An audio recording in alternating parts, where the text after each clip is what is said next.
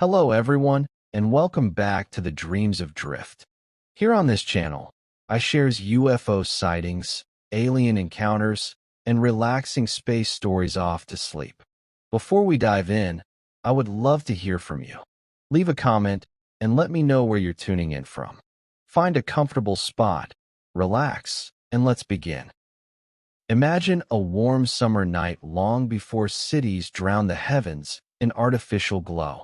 You lie back on cool grass that still holds the day's gentle heat, a soft blanket beneath you, the air carrying the faint sweetness of wildflowers and distant pine. Above, the sky is an ocean of perfect black sprinkled with countless diamonds, each star a quiet promise. The Milky Way arches overhead like a river of pale fire, so thick you could almost reach out and touch it. Crickets offer their slow, rhythmic song, and somewhere far off an owl calls once, then listens. There is no hurry here. Time feels wide and generous. For thousands of years this was humanity's ceiling, beautiful, eternal, comforting in its silence. We told stories about the wanderers we could see with our naked eyes, named constellations after gods and creatures, and felt both tiny and strangely at home beneath that vast dome. The stars never answered, but they never threatened either. They simply shone. Then, quietly at first, everything began to change. In the early 20th century, larger telescopes lifted their long gazes higher and deeper than ever before. Suddenly galaxies appeared, millions of them, each holding billions of suns. The universe grew older, colder, and unimaginably larger overnight. Then came rockets, thin silver needles rising on columns of flame, slipping free of Earth's embrace. Cameras peered back at our blue planet from the edge of space and showed us how fragile, how alone we looked, a single glowing marble suspended in darkness. Radio telescopes joined the search next, great white dishes turning slowly under the same ancient stars. They listened. Day after day, night after night. They collected whispers from the cosmos, the steady heartbeat of pulsars, the soft hiss of ancient starlight, the low murmur of the Big Bang itself still echoing across creation. Scientists leaned close to their headphones, adjusting dials in quiet rooms lit only by green oscilloscope glow, waiting for patterns in the static. And sometimes, just sometimes, something looked back. Brief, unexplained bursts appeared on magnetic tapes. Radar screens registered objects moving in ways no craft on Earth could match. Photographs taken from high-altitude balloons revealed shapes that weren't stars, weren't meteors, weren't anything engineers could explain. These anomalies were noted, filed, and, more often than not, gently set aside. In those first fragile decades of looking outward, a realization settled in like morning mist.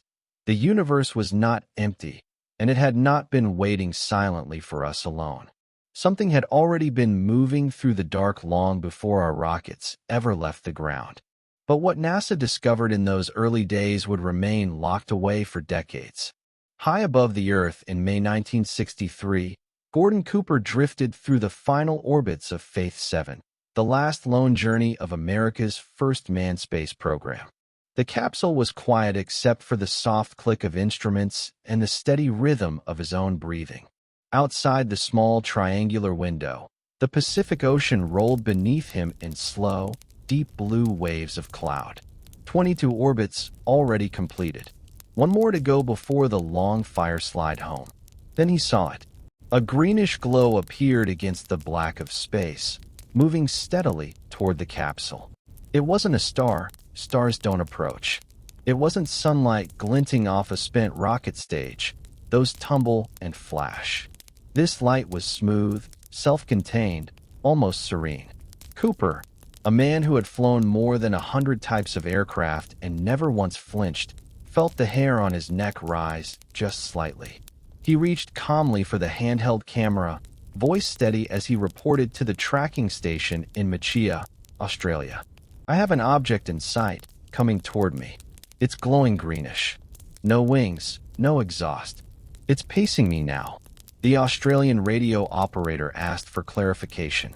Cooper gave azimuth and elevation numbers the way he would describe any test vehicle. Inside the capsule, the 16mm camera whirred softly as he filmed the silent visitor. The object drew closer, close enough that he could see it was disc-shaped, edges crisp against the starfield. Then, just as smoothly as it had arrived, it tilted once and accelerated away, vanishing in seconds. Cooper splashed down safely hours later, greeted by cheers and handshakes. The film canister was removed with the rest of the mission data and sent to the usual processing labs. Days passed. Weeks.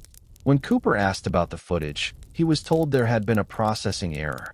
The film was fogged. Blank. Nothing recoverable. No one could explain how an entire roll exposed only during that single pass turned to white. He never wavered from the story. In private meetings, and much later, in public testimony before the United Nations, Cooper spoke plainly. Something not made on Earth had come to look at him while he floated above the world. The Pentagon listened politely, thanked him for his service, and changed the subject. What few realized at the time was that the Faith 7 encounter was only the opening note. Other capsules, other voices on secure channels, would soon report similar silent lights that appeared without warning and vanished just as quickly. Some astronauts kept quiet, following unspoken rules. Others, like Cooper, refused to forget what their own eyes had shown them. Gordon Cooper wasn't the only astronaut to see something strange. He was just the first to speak about it. February 20th, 1962. The Atlantic dawn was still hours away for most of the world, but high above it, John Glenn was already chasing the sun. Friendship 7 drifted eastward at 5 miles a second, and every 90 minutes the horizon ahead blossomed into a thin band of electric blue, then rose gold, then blinding white, as another orbital sunrise painted the edge of Earth in colors no painter has ever quite captured. On his second orbit, just as the sun cleared the curve of the planet, Glenn noticed something drifting alongside the capsule. Thousands of tiny luminous particles, each no bigger than a snowflake, glowing soft yellow-green like fireflies on a southern evening. They moved with him, not ahead or behind, but gently keeping pace a few dozen yards away. Some sparkled brighter when the sunlight struck them, then dimmed again as they turned. He smiled inside his pressure suit and spoke into the microphone with the easy wonder of a man who had waited his whole life to see the view outside that small window. "They're beautiful," he said. "Little fireflies, just floating out here in space." Ground control listened, asked questions, took notes. On the next pass, the particles were still there, now joined by others that seemed to come from the capsule itself when Glenn tapped the attitude controls. A soft puff of vapor, and suddenly more glowing specks danced into the sunlight. NASA's engineers offered a calm explanation. Frost from the spacecraft's cooling system, tiny ice crystals shaken loose, catching and reflecting the sun like dust motes in an old attic window. Glenn accepted the idea. It made sense, most of the time. Yet, even years later, in quiet conversations away from microphones, he would remember how some of those fireflies appeared before any thrusters had fired. How they sometimes grouped in slow, graceful spirals no random venting could produce. How, on one sunrise, a cluster drifted toward the capsule, brightened all at once as though aware of him, then scattered like startled birds when he reached for the camera. The official reports stayed tidy. Ice particles, nothing more. The footage, grainy and golden, still shows the gentle cloud of light drifting in perfect silence. Were these truly ice crystals catching the light, or had Glenn witnessed something NASA couldn't explain? By 1965, the Gemini program had turned Earth orbit into a quiet highway. Two men, sealed inside a cockpit barely larger than a phone booth, learned to rendezvous, to dock, to walk in the void. They also learned that space was rarely as empty as the flight plan suggested. In June, aboard Gemini 4, James McDivitt floated near the window during a quiet moment over Hawaii. Against the bright Pacific clouds, he spotted a cylindrical object, white with a pale bluish tint, moving steadily across his field of view. From one end protruded what looked like two arm-like extensions, straight and symmetrical. It wasn't tumbling like debris. It traveled under control. McDivitt grabbed his Hasselblad, focused, and pressed the shutter twice before the object slid out of sight. When the film came back, NASA identified the cylinder as a Titan II second stage, just another piece of orbital junk. Yet the photographs show no rocket body anyone has ever matched, and the geometry of those protrusions never quite lined up with any known hardware. McDivitt, soft-spoken and precise, never insisted it was alien. He simply said it was unidentified. 6 months later, Frank Borman and Jim Lovell were settling in for their 2-week endurance flight on Gemini 7. On the third day, Lovell's calm voice drifted down to Houston, bogey at 10 o'clock high. Through the window, they watched a large object keeping station several miles away, bright against the black. At times it appeared to have structure, lights and a pattern. Mission Control asked if it might be their own discarded booster, still visible after separation. Borman confirmed the booster was actually visible in a different part of the sky. Whatever this was, it was something else entirely. Photographs were taken. Telemetry recorded the sighting. The public heard almost nothing. Gemini 8, 9, 10, and 12 each carried quiet entries in the post-flight debriefs. Objects that appeared suddenly, traveled in formation, then vanished. Brilliant flashes with no corresponding radio noise. Slow-moving lights that reversed direction without deceleration. Each time the explanations arrived quickly, weather balloons above the atmosphere, reflections, ice crystals, spent rocket stages. Each time the astronauts signed the reports and moved on to the next mission. Mission after mission, astronauts reported seeing things that shouldn't be there. Was NASA taking these reports seriously, or were the answers being prepared long before the questions were fully asked? By the late 1960s, the night sky no longer felt distant. It had become a frontier with schedules, deadlines, and a finish line drawn in lunar dust. Apollo was no longer a dream whispered beneath the stars. It was a national obsession poured into concrete launch pads and rivers of fire. 150,000 people worked in guarded buildings, on classified telephones, behind fences topped with barbed wire. The goal was simple and impossible: place 2 human beings on another world and bring them home alive. Yet even inside that bright cathedral of engineering, some doors stayed closed. Every mission carried 2 communication loops. The public heard the calm, familiar loop, Capcom's steady voice, the slow exchange of numbers and checklists, the quiet confidence of Houston. A second loop, called the medical channel or sometimes the back room, carried the private conversations between the crew and the flight surgeon. Officially, it was for heart rates and sleep patterns. In practice, it was a place where anything too strange for the evening news could be spoken without the world listening. Astronauts learned the habit early. When something unexpected drifted past the window, they switched to Channel B, spoke softly, and sometimes used gentle code. Santa Claus became slang for unexplained objects. "We have a bogey" meant look outside right now. The phrases sounded playful, almost childish, but the voices behind them rarely were. In Mission Control, the air grew thick during translunar coast, the long, quiet stretch after leaving Earth orbit. Rows of men in white shirts and narrow ties stared at glowing screens while the spacecraft sailed farther from home than any humans had ever gone. Coffee cooled untouched. Cigarette smoke hung in pale layers beneath fluorescent lights. Every console had a headset, and every headset carried both the open loop and the hushed one. When the flight director's gaze flicked toward the surgeon's console, conversations on the floor dropped to murmurs. No one spoke openly about what might be waiting on the moon's doorstep. The flight plan was packed solid with checklists, burn times, and contingency procedures. Yet in the small hours, when the spacecraft turned slowly to barbecue roll under starlight, the crew sometimes grew quiet for long stretches.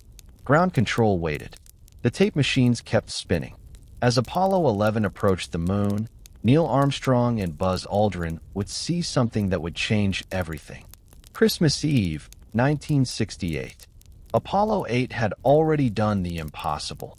It slipped into lunar orbit and gave humanity its first close look at the far side of the moon.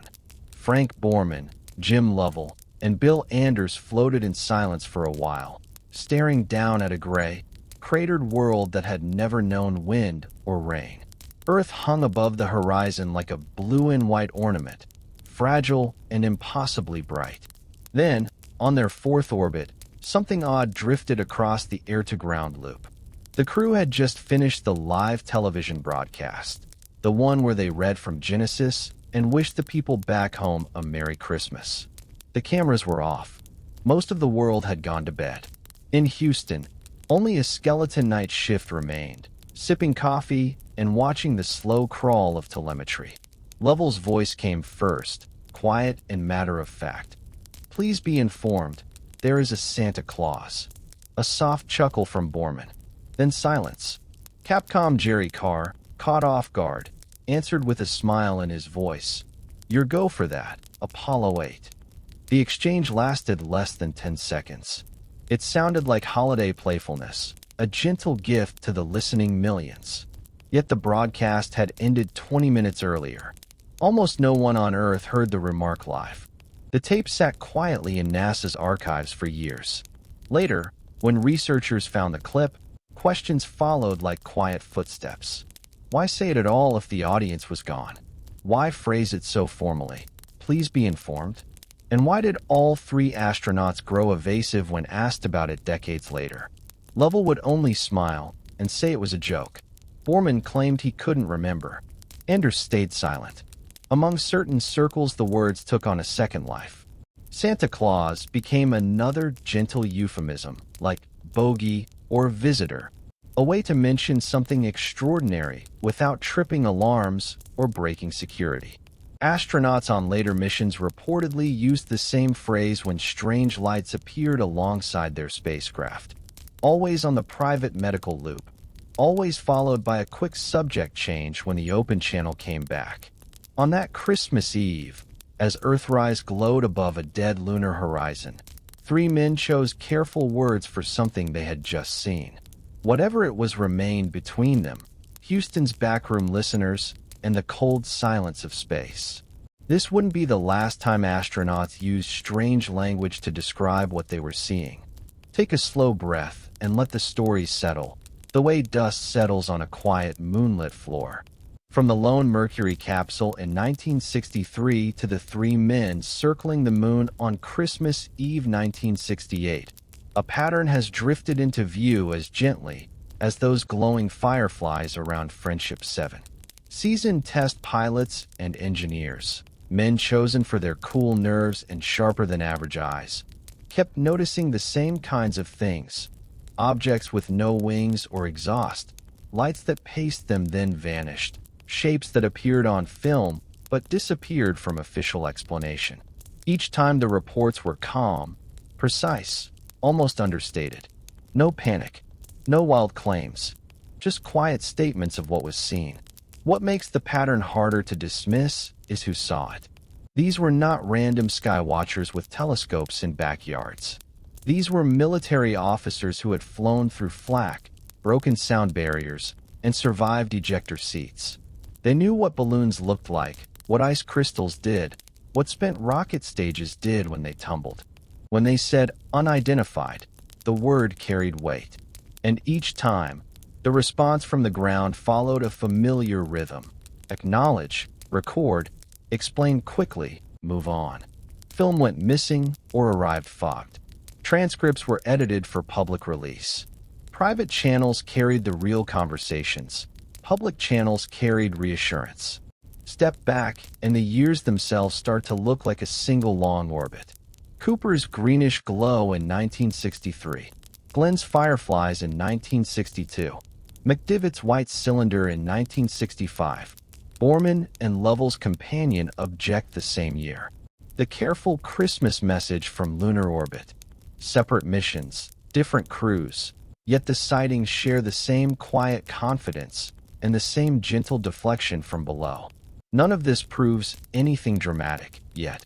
It simply shows that from the very first moments we left the cradle, something else seemed to notice.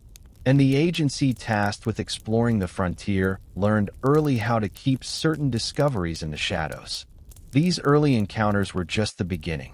The real evidence was still to come, hidden in thousands of hours of footage and millions of photographs. July 20th, 1969. The Earth was blue and silent, holding its breath. In living rooms from Tokyo to Toledo, families crowded around flickering television screens while outside. The summer nights smelled of cut grass and distant barbecue smoke. Over 400,000 miles away, a fragile spider of gold foil and white metal drifted down toward a sea of ancient dust. Inside the lunar module Eagle, Neil Armstrong and Buzz Aldrin moved with the slow grace of men who knew every second mattered. The cabin was warm, almost cozy, filled with the soft hum of pumps and the faint scent of metal and plastic. Outside the triangular windows, the moon grew larger with every heartbeat, its craters sharp in the unfiltered sunlight. Armstrong's pulse climbed past 150 beats per minute as the computer flashed warnings and the ground below turned out to be a boulder field. Calmly, almost conversationally, he took manual control, tilting the craft forward to search for smooth ground. Dust rose in golden sheets as the engine fired against the surface, obscuring everything except the shadow of the lander stretching ahead like a dark road. At 120 feet, the probe beneath the footpad touched lunar soil. "Contact light," Aldrin said quietly. Engines cut. Silence rushed in. Then came the words the world had waited for. "Houston, Tranquility Base here. The Eagle has landed." Cheers exploded across mission control, cigarette smoke and coffee forgotten. Yet in the official transcript, there is a 2-minute gap right after touchdown. A quiet space where the open loop went strangely mute. Flight controllers later explained it as routine data processing. Armstrong's biomedical readings, however, show his heart rate spiking again, hard, almost 30 seconds after the landing, as though something unexpected had just happened. Decades later, audio researchers studying backup tapes claim a second conversation took place on a little-used VHF frequency during that gap. The voices are faint, half buried in static, but certain phrases rise like ghosts. "These babies are huge, sir, enormous. You wouldn't believe it. They're watching us. What the hell is that? They're parked on the crater rim." The official public loop carries none of it. Instead, the world heard only calm housekeeping chatter about shutdown checklists and residual propellant. NASA has always denied any second conversation existed, attributing the enhanced recordings to radio interference or overeager imagination. Yet some of the old-timers who sat in the trenches that night remember the backroom medical loop lighting up with urgent requests to switch to private channels. They remember the flight director's eyes flicking toward the public affairs officer and the sudden, almost rehearsed calm that settled over the airwaves. According to some NASA insiders, what the world heard was carefully edited. The full conversation told a very different story. In lunar landing operations, every word between the moon and Houston traveled along carefully segregated paths. The primary S-band link carried the familiar air-to-ground loop that millions heard on television. A separate medical channel, narrowband, low power, intended only for the flight surgeon, rode alongside it, encrypted enough that casual listeners would hear only hiss. Backup VHF relays between the lunar module and the orbiting command module added yet another layer, rarely monitored by the public network. At 109 hours, 42 minutes, and 15 seconds into the mission, roughly 30 seconds after engine shutdown, the public S-band loop falls strangely quiet. Official transcripts show only routine callouts about switch positions and propellant sloshing. Yet biomedical telemetry from both astronauts registers a brief, sharp adrenaline surge. Armstrong's heart rate jumps from 110 to 146 in 6 seconds, then slowly subsides. Ham radio operators in Australia and England who happened to be scanning the medical downlink later claimed they recorded a faint, parallel conversation lasting almost exactly 2 minutes. The voices are low, clipped, almost whispered. "They're here, on the rim, big ones. Do you see the line of them? Like dishes turned toward us. Those aren't ours. Way too big. Control, we are not alone up here. Recommend we keep this off the open loop." Descriptions that surfaced later from alleged secondhand sources inside Houston spoke of elongated metallic structures, smooth, reflective, and perfectly stationary, along the western rim of West Crater, less than 2 miles from the landing site. Some accounts mention faint lights beneath them, others a faint shimmer as though heat or energy hovered above the surface. NASA's position has never wavered. Communication was continuous. The medical channel carried only routine biomedical data, and any perceived gaps are artifacts of tape splicing for public release. The agency points out that thousands of people monitored the loops in real time and no official complaint was ever lodged. Yet the original high-fidelity tapes from the medical downlink remain missing from the public archive, listed as misplaced during a 1970s transfer between facilities. Whether this gap existed or not, what came next was captured on camera for all to see, if you knew where to look. Every Apollo astronaut carried a modified Hasselblad 500EL, a Swedish masterpiece stripped of leather and viewfinders, painted silver to deflect heat, fitted with Zeiss lenses so sharp they could resolve a golf ball at 50 yards. The film was thin Ektachrome or black and white Panatomic X, 70 millimeters wide, capable of holding hundreds of frames on a single magazine. On the moon, with no atmosphere to blur or scatter light, every photograph is almost painfully clear. Yet in dozens of those crystal-clear images, things appear that should not be there. Look at Magazine 40/S from Apollo 11, AS 11-40-5930, for example. A bright, perfectly geometric object hovers above the horizon, its edges sharp, its reflection visible on Armstrong's visor. NASA cataloged it as lens flare, but the same shape appears in consecutive frames taken seconds apart, moving against the star background exactly as a solid object would. Then there are the crosshair anomalies. The cameras used a glass razo plate etched with fine black fiducial crosses to help measure distances. Any object in front of the lens should be interrupted by those crosses. In several Apollo 14 and 16 photographs, however, luminous spots and elongated shapes sit cleanly on top of the crosshairs, as though added after the fact, or floating between the lens and the plate, which is impossible. Apollo 12 Magazine 49/T shows a cluster of white orbs drifting in formation above the Surveyor crater rim. Apollo 15's panoramic series from Station 6 contains a dark, wedge-shaped craft that reflects sunlight along one edge like polished metal. Apollo 17's AS 17-137-20899 captures a brilliant rectangular light source hanging motionless in the black sky, far too angular for a cosmic ray hit on the film. On the airless moon, there is no haze, no dust, no twinkling.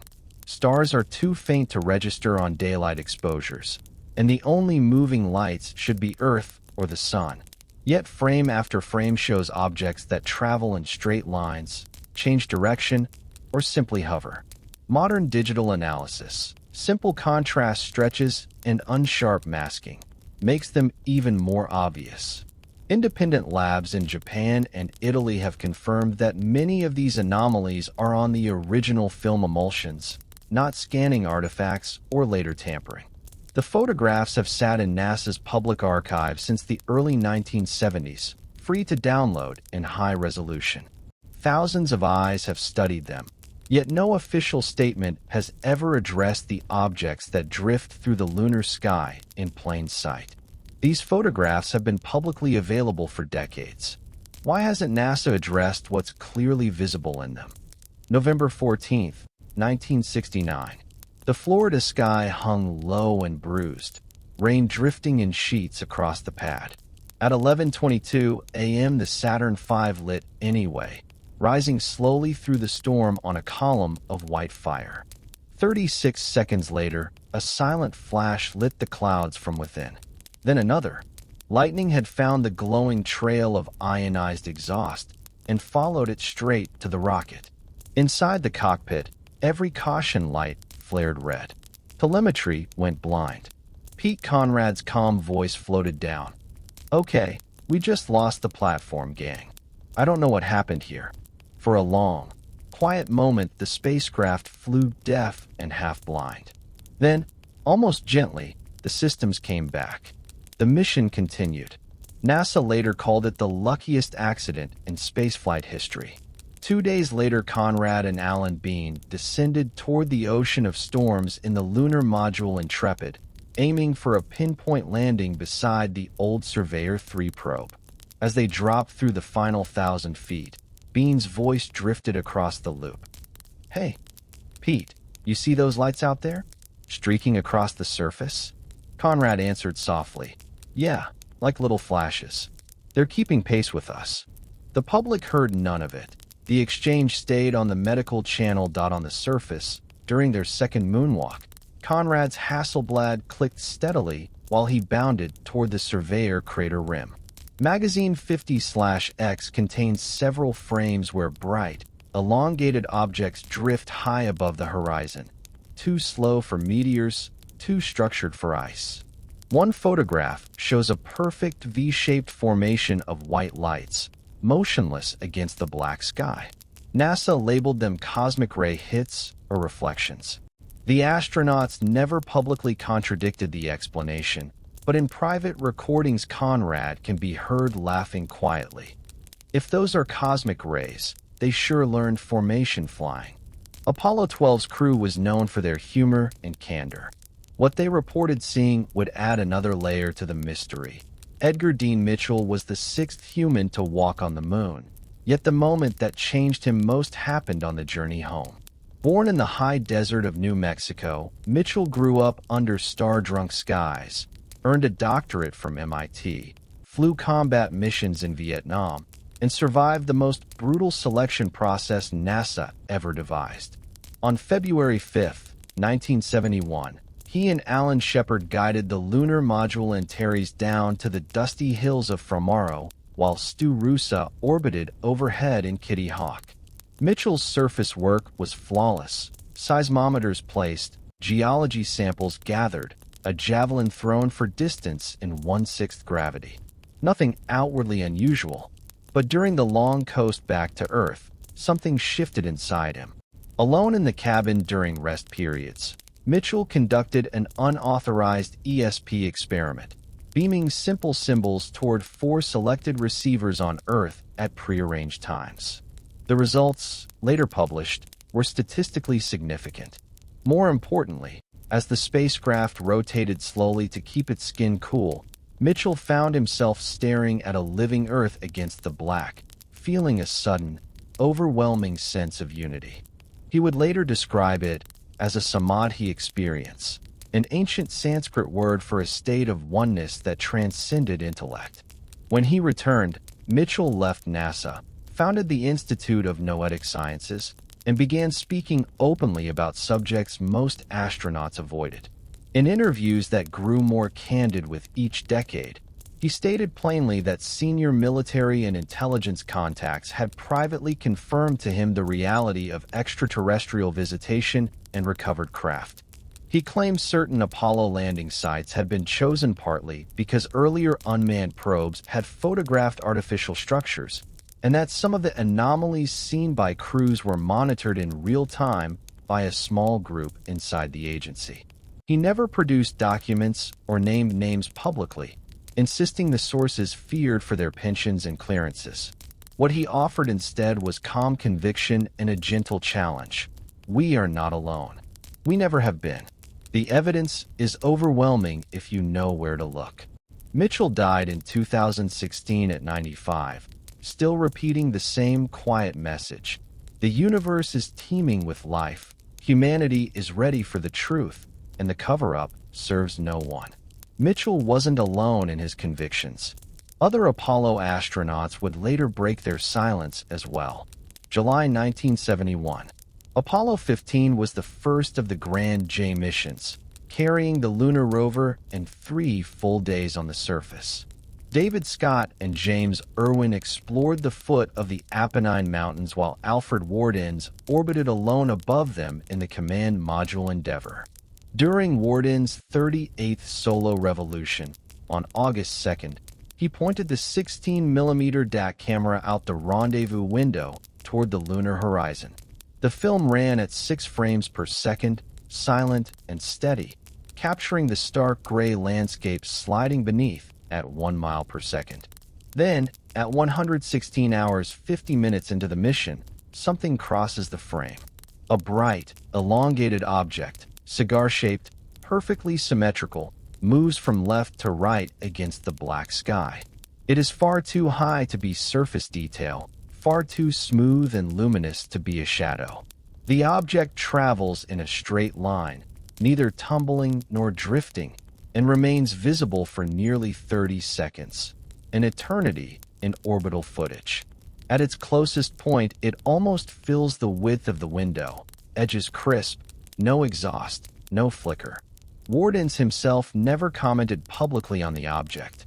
The film sat quietly in NASA's archives until the early 2000s, when high-definition transfers made the sequence unmistakable. Frame-by-frame analysis shows the object maintains constant angular velocity, rules out lens flare, which would move with the sun, and eliminates the spent SIVB stage, which was hundreds of miles behind the spacecraft and moving in the opposite direction. Official explanations have varied over the years. A fragment of the thermal blanket, a detached panel from the service module, sunlight reflecting off floating debris. Yet none of the proposed pieces match the shape or brightness, and no separation event was ever logged. The footage received almost no contemporary attention. Television networks were busy with rover drives and geology lessons. A silent film from an orbiting astronaut barely made the evening news. Even within NASA, the clip was filed under routine housekeeping imagery. This wasn't the last time Apollo 15's crew would encounter something unexplained. May 1969. Apollo 10 was the full dress rehearsal. Tom Stafford, John Young, and Gene Cernan flew all the way to the moon, separated the lunar module, swooped to within 9 miles of the surface, and came home again. The mission was perfect, almost too perfect, except for 1 hour on the far side. Every time the spacecraft slipped behind the moon, it entered nearly an hour of radio silence. Earth disappeared below the horizon, and the 3 astronauts were truly alone, cut off from every human voice. On one of those lonely passes, with John Young asleep in the lower equipment bay, Stafford and Cernan heard something drifting through their headsets. It began as a low whistle, like wind across a bottleneck, then rose into a strange, metallic pulsing, almost like an otherworldly organ or a siren from a 1950s science fiction film. The sound had rhythm and tone, not random static. For almost 60 minutes it continued, faint but persistent, filling the cabin while the gray farside craters slid past in silence. Stafford's voice finally broke the quiet. "You hear that? That whistling sound?" "Huh," Cernan answered softly. "Sounds like, outer space-type music." Stafford again. "Shall we tell Houston?" A long pause. Cernan laughed nervously. "I wouldn't know what to tell them. They never did report it in real time. The tape stayed classified for over 35 years, labeled non-critical, and locked away with thousands of other hours. When NASA finally declassified the audio in 2016, The agency offered a calm explanation: radio interference between the command module and lunar module VHF antennas, a known side effect when the two spacecraft were on the far side together. Yet the lunar module was docked at the time. No separation, no second VHF transmitter active. The sound also continued long after the spacecraft rounded the limb and regained Earth contact, then simply stopped. Engineers have since recreated similar interference in labs, but never for an entire hour and never with the same melodic quality. Listen to the restored tape on a quiet night with headphones. The whistling rises and falls like something alive, lonely and ancient, echoing across a place no human ear was meant to hear. For decades, this recording was classified. When it was finally released, it raised more questions than it answered. May 14, 1973.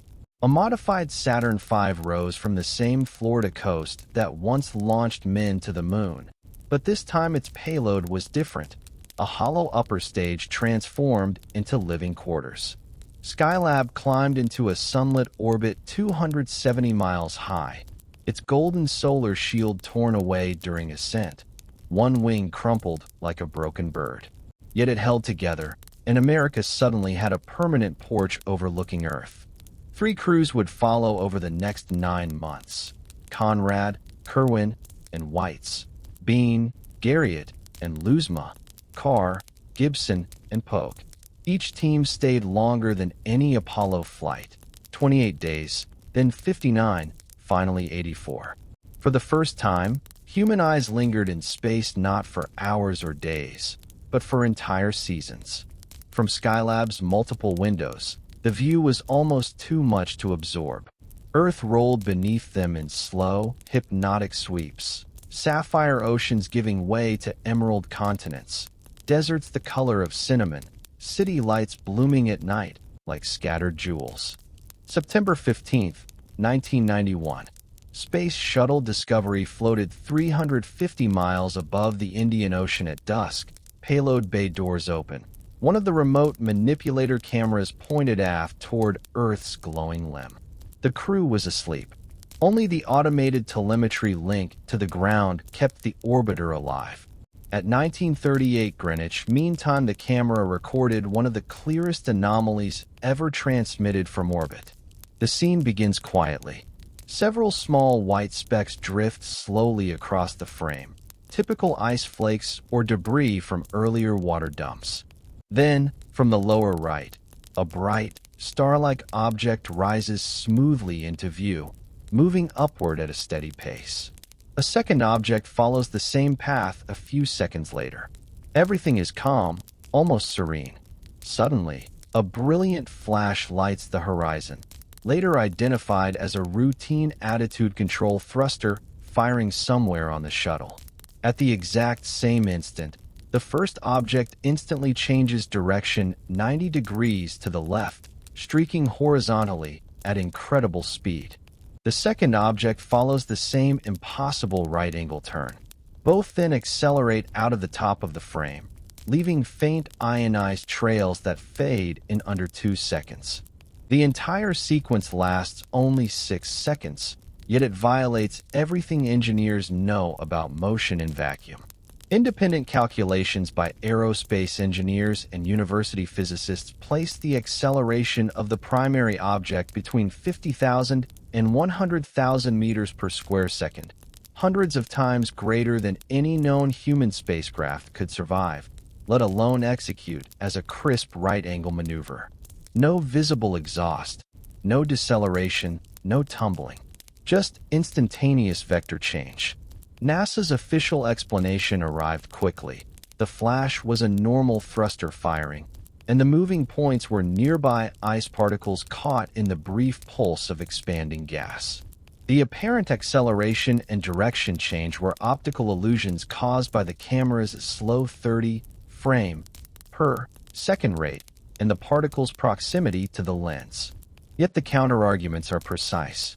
The horizon flash occurs 0.3 seconds after the direction change, not before, too late to be the cause. The objects are in sharp focus against the star background, placing them dozens or hundreds of miles away, not inches from the camera. Frame-by-frame vector analysis shows the primary object covering nearly 1 degree of sky in 1/30th of a second, an angular speed that translates to tens of kilometers per second at any reasonable distance. A second, fainter object appears to respond to the first, as though traveling in formation.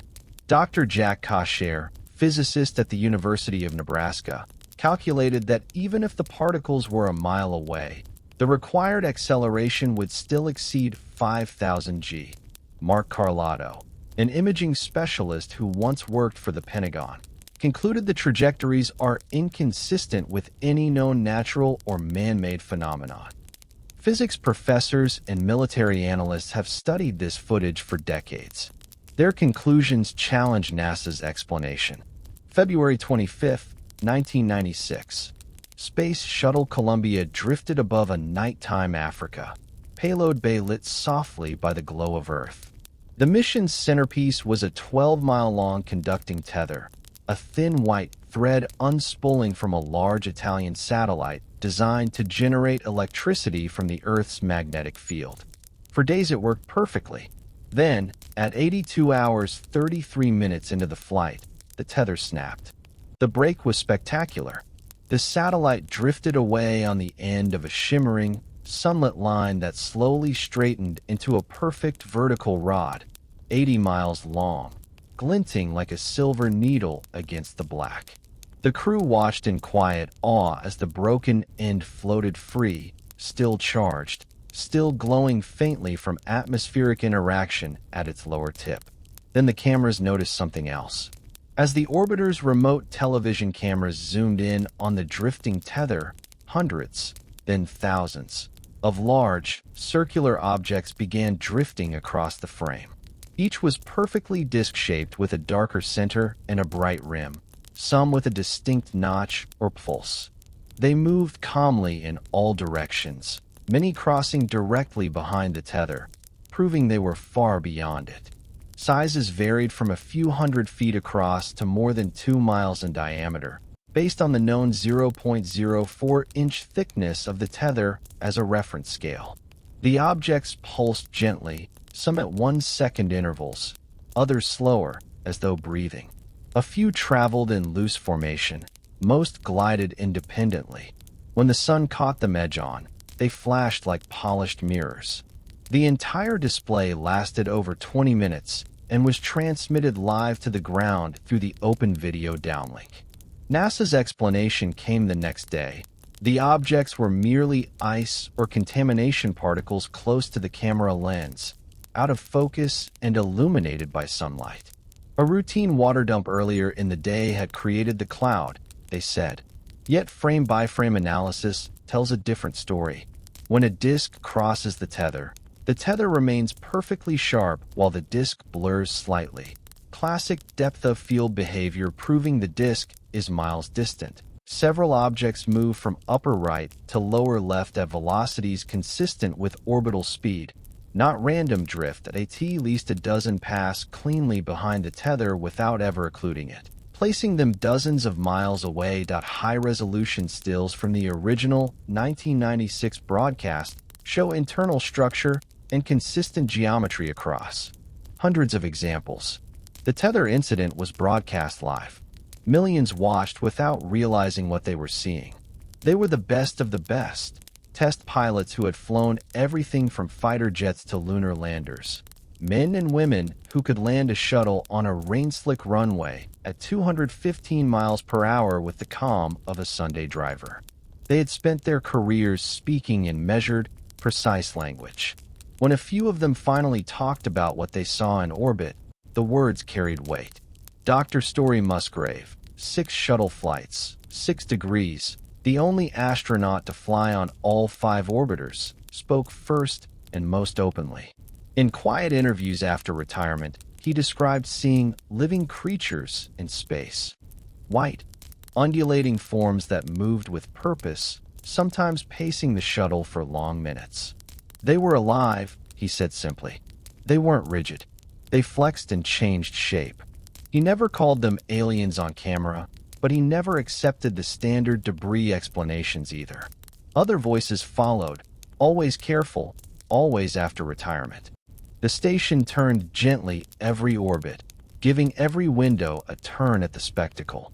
Cameras, 35mm Nikons, 70mm Hasselblads, a Big Mauer 16mm pointed earthward, were always loaded and within arm's reach. NASA filled the crew's days with solar physics, medical tests, Earth resources passes, and student experiments. But they also gave them something Apollo never had: time.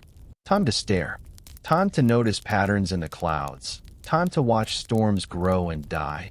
Time to see things drift past the windows that didn't belong on any checklist. Observation logs carried a special section labeled Transient Events or Unidentified Objects. The instructions were simple: describe, photograph if possible, note time and location, then continue normal duties. No drama, no speculation, just data. The crews took the task seriously. After all, they were test pilots turned scientists, living inside the largest eyeball humanity had ever placed in space. With astronauts spending weeks in orbit, the opportunities to witness unexplained phenomena multiplied dramatically. Skylab gave astronauts something no previous mission had offered: long, unhurried minutes to watch the same patch of space drift past again and again. What they saw was no longer a fleeting flash or a single orbit curiosity. It was sustained, deliberate, and repeated. On September 20th, 1973, during Skylab 3, Paul Weitz trained a television camera on a bright object that had risen above the dawn horizon. For nearly 10 minutes, the object kept perfect station a few miles away, neither gaining nor falling behind, then executed a crisp 90-degree turn and accelerated out of sight. Weitz's calm voice floated down to Houston. "It's extremely brilliant, like polished metal. It just made a left turn and left us." The tape shows the object brightening as it banks, exactly the way a reflective surface catches sunlight when it changes attitude. 2 months later, the Skylab 4 crew, Jerry Carr, Bill Pogue, and Ed Gibson, watched a similar satellite for almost 45 minutes over consecutive passes. It appeared first as a steady white light, then resolved into two objects traveling in close formation. Gibson, an astrophysicist with a dry sense of humor, noted that it was definitely not one of ours. When Houston asked for size estimates, he answered, "Bigger than any upper stage we ever put up, and moving like it owns the sky." Photographs exist. Frame SL4-136-3392 shows a classic disc-shaped object with a slight dome, edges crisp against the black. Another sequence from the Solar Telescope mount captures a cluster of 3 golden orbs that maintain triangular spacing while the station itself rotates beneath them. Unlike the brief Mercury or Gemini glimpses, these objects were observed through binoculars, tracked on radar intermittently, and filmed across multiple orbits. The difference matters. A 30-second flyby can be dismissed as a trick of light or a tumbling booster. 45 minutes of controlled maneuvers, repeated over days, cannot. The crews had time to rule out ice flakes, lens flares, or known satellites. They had time to compare notes, adjust camera settings, and simply watch. Their reports are quiet, almost clinical, exactly what you would expect from men who spent their lives describing things precisely. NASA filed the images under unidentified or possible debris, then moved on. Few of the photographs appeared in official publications. The television footage was never broadcast live, yet the crews kept seeing the same kinds of visitors, orbit after orbit, week after week. The Skylab observations established a pattern that would continue through every subsequent NASA program. April 12, 1981. Columbia rose on twin pillars of white fire and a roar that rolled across Florida like continuous thunder. The space shuttle was finally real, a winged spacecraft that could glide home to a runway, carry 7 people, and haul 25 tons into orbit. To the public, it promised cheaper access to space, satellite repairs, and science in microgravity. To the Pentagon, it promised something else entirely. From the beginning, the shuttle was a dual-use vehicle. The cargo bay was large enough for the biggest reconnaissance satellites the National Reconnaissance Office could dream up. The wings and cross-range capability had been sized, not for science, but so the craft could launch from Vandenberg into polar orbit, deploy a payload, and land at the same base after a single revolution. Perfect for time-critical military missions. NASA might own the orbiters, but the Department of Defense paid for a significant slice of the program. Out of 135 flights, at least 10 were fully classified. STS-4, STS-51C, STS-51J, and others whose very patch designs remain secret to this day. On those missions, the crew patch was never shown in public briefings. The cargo manifest was blank, and the air-to-ground loop went silent the moment the payload bay doors closed. For hours, sometimes days, the public heard nothing. Even the TDRS tracking satellites were ordered to stand down over certain orbital tracks. Mission Control's television screens switched to gray or simply displayed a DoD seal. Inside the cockpit, however, the windows were larger than any previous spacecraft, and the payload bay cameras, high-resolution, remotely operated, originally designed to watch satellite deployments, were always running. When the doors opened on orbit, those cameras had an unobstructed view of whatever rose out of the bay or drifted past the wings. During classified flights, the crews were under strict orders. If something unusual appeared, record it, but do not discuss it on any open channel. Veterans of those missions later spoke, off the record, of moments when the flight plans suddenly changed without explanation, when ground control asked them to slew the entire orbiter 90 degrees for attitude verification, when the payload bay cameras were quietly repositioned toward empty space. Some admitted to watching silent, structured objects rise alongside them, pace the shuttle for minutes, then depart at speeds no known engine could produce. While some shuttle missions were public spectacles with teachers and congressmen waving from the windows, others carried classified payloads and maintained radio silence. What did those crews see? Brian O'Leary, who trained for a canceled Apollo mission and later flew shuttle simulations, spoke of objects that appeared suddenly beside the spacecraft, brightened as if acknowledging the crew, then shot away. Edgar Mitchell, already outspoken from Apollo days, repeated that shuttle crews had been quietly briefed not to discuss certain sightings on open channels. A former payload commander, speaking anonymously to researchers, described watching a metallic disk rise from the atmosphere, hover below the shuttle, then ascend and match velocity for several minutes before departing vertically at impossible speed. These were not fringe figures.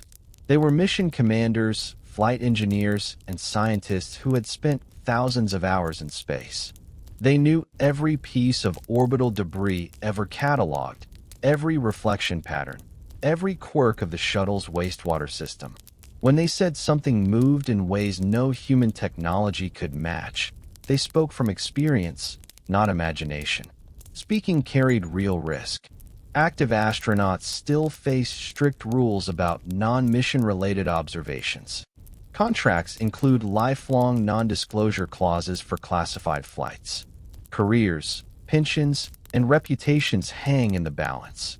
Yet one by one, as the years passed and the missions ended, a few chose honesty over silence. These weren't amateur sky watchers.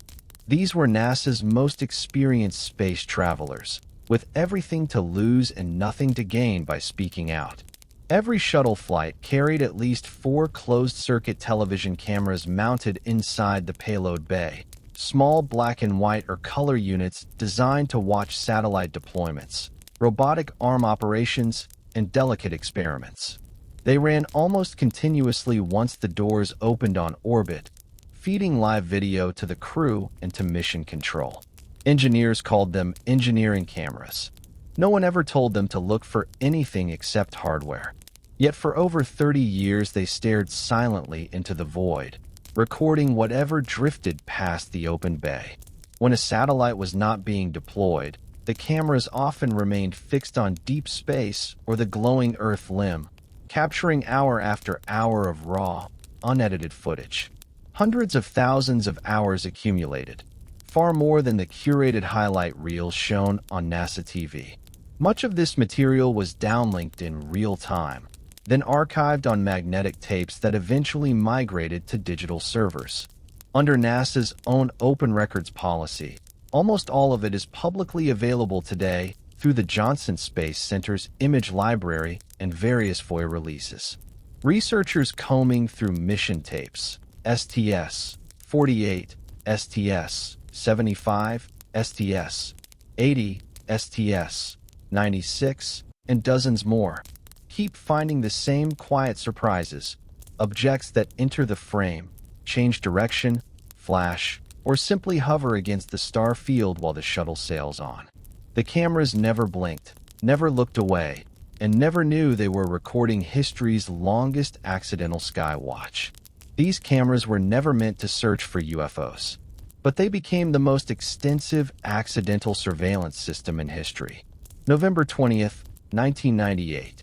A Russian Proton rocket lifted the first module of what would become the brightest star in the night sky.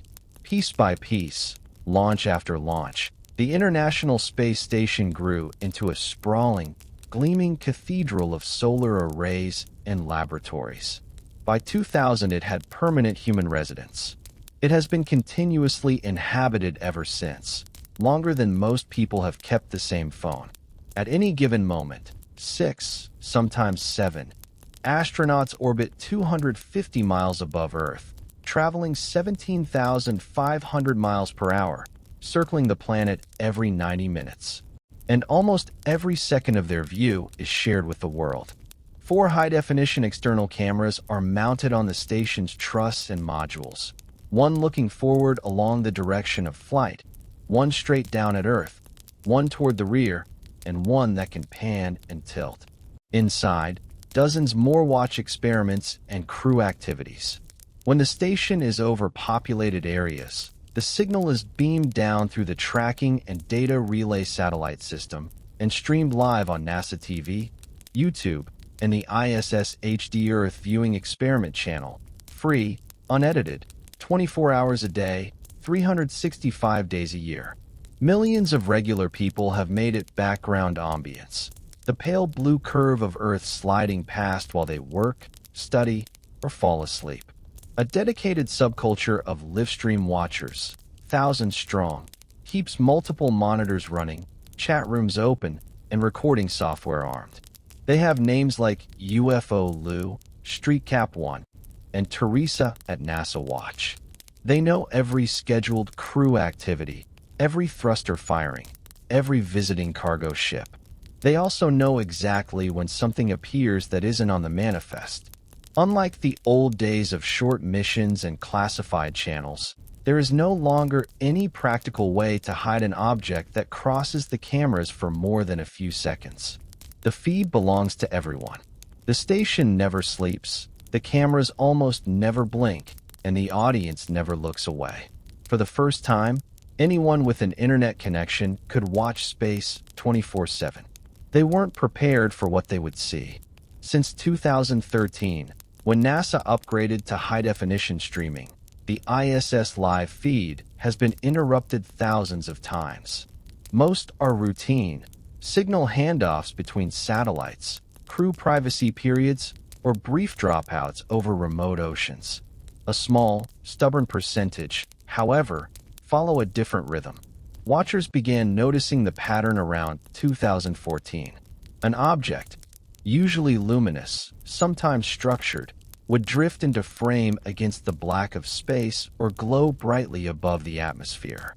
Within seconds, the screen would switch to the familiar blue standby slide, temporary loss of signal due to operational activities, or simply go black. When the feed returned, minutes or hours later, the object was gone and the Earth below had moved on. Specific examples are now cataloged by date, time, and camera. June 9, 2014, 2051 Universal Time Coordinated. A metallic-looking sphere rises slowly above the horizon. Feed cuts at the exact moment it reaches maximum brightness. Returns 14 minutes later. January 15, 2015, 3:14 Universal Time Coordinated. 3 golden lights in triangular formation appear low over the Pacific night side. Feed drops to blue screen for 11 minutes. March 3, 2016, 12:27 Universal Time Coordinated. A large, white, elongated object drifts from right to left, clearly above the atmosphere. Camera feed switches to interior laboratory view for 9 minutes. August 19, 2016, 5:42 Universal Time Coordinated. A bright, disc-shaped object with a central dark spot hovers motionless for 42 seconds. Feed goes black, returns showing only empty space. May 27, 2021, 8:06 Universal Time Coordinated. 2 objects, one red-orange, one white, approach the station from opposite directions. The moment they would cross the center of frame, the stream buffers, then displays the blue screen for 18 minutes. NASA's standard explanations are delivered calmly. Loss of TDRS coverage, scheduled maintenance, Ku-band antenna repointing, or scene content assessment, a phrase quietly added to the boilerplate in 2016. Each is technically possible in isolation. Yet independent researchers have built databases of more than 400 such incidents since 2013. Statistical analysis shows the probability of random signal loss occurring within 10 seconds of a visible anomaly is less than 1 in 10,000. When the anomaly is bright or structured, the probability drops further. The interruptions cluster heavily over unpopulated ocean areas where TDRS coverage is strongest, not weakest. Side-by-side montages, dozens of clips edited together, make the pattern almost hypnotic. Object appears, camera angle holds steady, object grows clearer, screen cuts to blue. Earth has moved hundreds of miles when the feed returns. The timing is too consistent to feel accidental. Independent researchers have cataloged hundreds of these interruptions. The timing is remarkably consistent. January 15, 2014, 1947 Universal Time Coordinated. The International Space Station sailed high above the night side of Earth, approaching dawn over the southern Pacific. Camera 2 on Node 2, forward-facing, high definition, showed the familiar blue-white glow of the approaching Terminator. Then, from the upper left of the frame, a pale golden object drifted slowly into view. It was unmistakably horseshoe or omega-shaped, too thick, curved arms joined at the base, open end facing forward like a glowing chevron. The surface was smooth and uniformly luminous, with no visible seams, windows, or markings. For 23 seconds it maintained a perfect parallel course with the station, traveling at orbital velocity, about 17,500 miles per hour, while remaining a fixed distance above the atmosphere. No tumbling, no flickering, no exhaust. Frame-by-frame examination reveals subtle but telling details. The object's brightness remains constant despite rotating relative to the sun, indicating either active illumination or a perfectly reflective surface. The faint plasma-like halo surrounds the arms, similar to the glow seen around the station itself during orbital sunrise. T-second 18. The object executes a gentle 10 to 15-degree roll without any change in forward velocity. Behavior impossible for passive debris. Estimated size, using the known width of the ISS solar arrays in the background for scale, ranges from 80 to 120 feet across. Known satellites and debris do not match. The nearest cataloged object that night was more than 400 miles away and moving in a different orbital plane. SpaceX, Roscosmos, and commercial vehicles were all accounted for elsewhere. Ice particles or lens flares cannot exhibit controlled rotation or maintain formation with the station for nearly half a minute. The clip ends abruptly at 1947 and 23 seconds Universal Time Coordinated when the feed switches to the standard blue screen. It never returned to that camera angle. Thousands of viewers had already hit record. Within hours, the original HD file was mirrored across YouTube, Reddit, and private servers. NASA's only public response was a one-line note in the daily status report: temporary loss of signal due to standard handover between TDRS satellites. This footage was downloaded by thousands before the feed cut. NASA never offered an explanation. Some nights the ISS cameras look out into perfect blackness, and the blackness answers back with geometry. Again and again, viewers have watched small clusters of pale gold or white lights appear far above the airglow layer, moving in ways that feel rehearsed. They are never random. They arrive as perfect equilateral triangles, straight lines of 4 or 5, gentle V-shaped chevrons, or slow-spinning squares that hold their angles for minutes at a time. The lights stay evenly spaced, never drifting closer or farther apart, as though locked inside an invisible frame. Notable examples drift across the archives like quiet constellations. October 8, 2015. 7 lights form a flawless hexagon above the night Pacific, each point pulsing once every 3 seconds in perfect sequence. July 22, 2018. 3 lights in a precise isosceles triangle rise from the horizon, travel parallel to the station for 90 seconds, then dim out together. March 14, 2020. 5 lights arranged in a perfect pentagon rotate slowly clockwise while maintaining formation, visible for 4 full minutes before fading. November 3, 2022.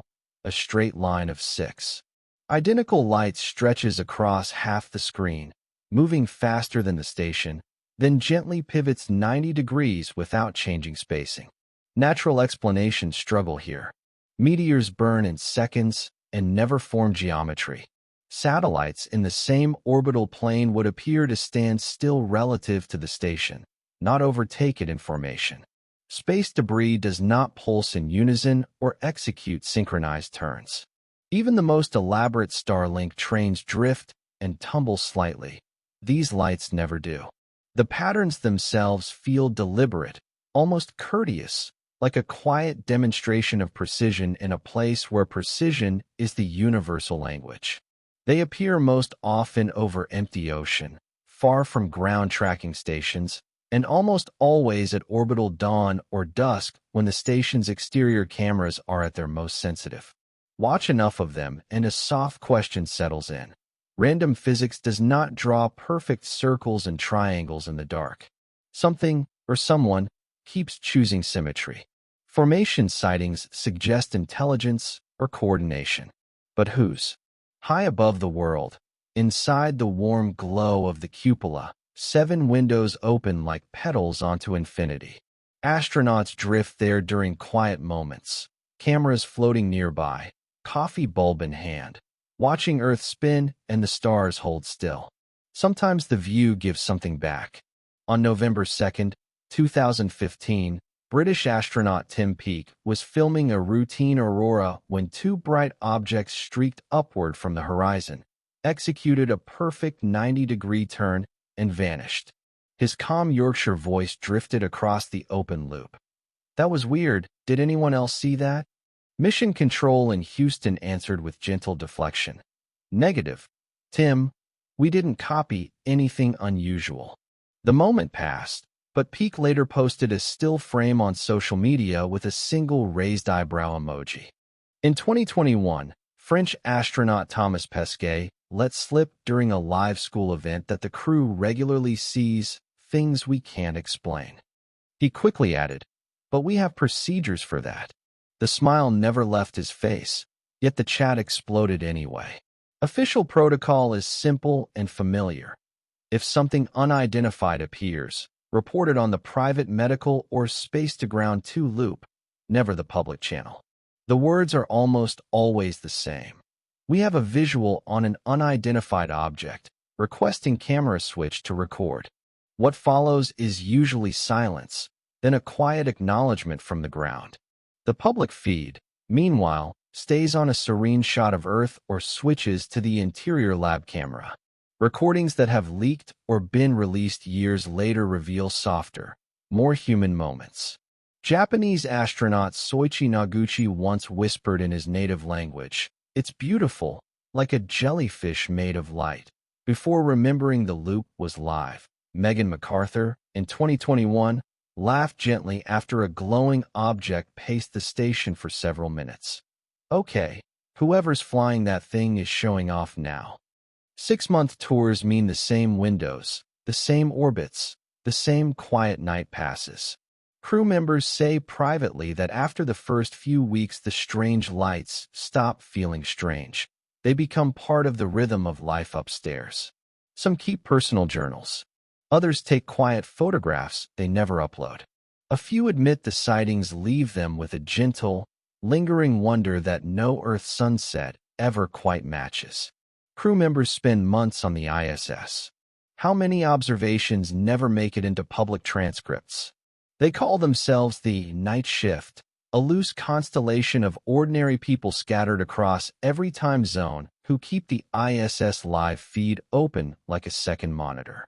On our /UFOs, our /ISS, our /high strangeness, and private Discord servers, thousands of watchers work in quiet shifts. One finishes dinner in California, hands off to someone waking up in London, who later tags a friend in Tokyo. The feed never sleeps, and neither do they. Their tools are simple but powerful. Screen recording software, timestamp overlays, cloud archives, and shared Google Drives. When something appears, the chat lights up within seconds. Camera 2, 3 hours 14 minutes and 27 seconds. Orange Climber. Someone uploads a raw clip before the official stream can cut away. Another slows it frame by frame, stabilizes the image, enhances contrast. A third overlays orbital data to prove altitude and speed. Within minutes, the evidence is mirrored across a dozen platforms, safe from deletion. Some of their biggest catches have become modern classics. The 2016 gray metallic triangle that drifted beneath the station for 7 minutes. The 2018 three-light formation that mirrored the ISS's own solar arrays before fading. The 2023 glowing red torus that pulsed in perfect synchrony with the station's orbit. Each clip is time-stamped, cross-referenced with NASA's own orbital predictor, and preserved in multiple resolutions. What makes the community remarkable is not just persistence, but collective skill. Among them are aerospace engineers on lunch breaks, retired air traffic controllers, amateur astronomers with decades of skywatching, and teenagers who taught themselves orbital mechanics on YouTube. When NASA says debris, someone in the chat calculates the required delta V and proves it impossible.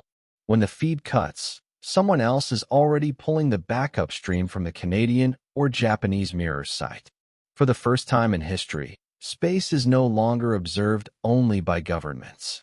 It is watched by a self-organizing network of civilians who share everything instantly and for free. The station may belong to 5 space agencies, but the view belongs to anyone with an internet connection and curiosity. While NASA controls the cameras, they can't control what thousands of eyes witness simultaneously. The years 2020 through 2023 brought no pause to the quiet dance between the International Space Station and the unknown. If anything, the sightings grew more frequent, more shared, as high-definition streams turned casual viewers into vigilant sentinels. In August 2020, Russian cosmonaut Ivan Vanner uploaded a time-lapse video from his personal camera, capturing the aurora australis over Earth's southern pole. Amid the green curtains of light, a string of bright dots aligned in a precise, angled formation, 8 or 10, steady and unblinking. Vanner called them space guests, with a gentle smile in his tweet, sparking global chatter. NASA and Roscosmos offered no comment beyond routine aurora explanations, but the clip lingered online, frame by frame, defying dismissal as lens artifacts. The pattern repeated like echoes in an endless orbit. March 2021. A glowing, elongated object drifted across Camera 1 during a night pass over the Atlantic, visible for nearly 2 minutes before the feed flickered to blue. July 2022. 3 luminous spheres rose in a tight, equilateral triangle above the terminator line, pacing the station's velocity for 40 seconds. Viewers captured it raw. The interruption came at 4:17 Universal Time Coordinated, right as the lights banked in unison. And in May 2023, over the Pacific, a massive, blocky shadow, city-sized, some swore, eclipsed stars against the black, only to vanish when the stream buffered mid-transmission. Public awareness swelled with each clip. Reddit threads exploded into the tens of thousands. Discord servers buzzed with time-stamped archives, and mainstream outlets like BBC and Global News ran segments that blurred the line between curiosity and credibility. No longer confined to grainy tapes or classified loops, these moments belonged to everyone with a screen. Astronauts, too, leaned into the conversation. At NASA's first public UAP panel in May 2023, retired Commander Scott Kelly, over a year on the ISS under his belt, spoke plainly. "I saw things up there that struck me as inexplicable." He recounted odd lights and shapes that sensors flagged, but explanations dodged, urging better data over stigma. "It's worth investigating," he said, his voice steady as a docking maneuver. Others nodded in quiet agreement, their experiences a bridge from Apollo whispers to modern streams.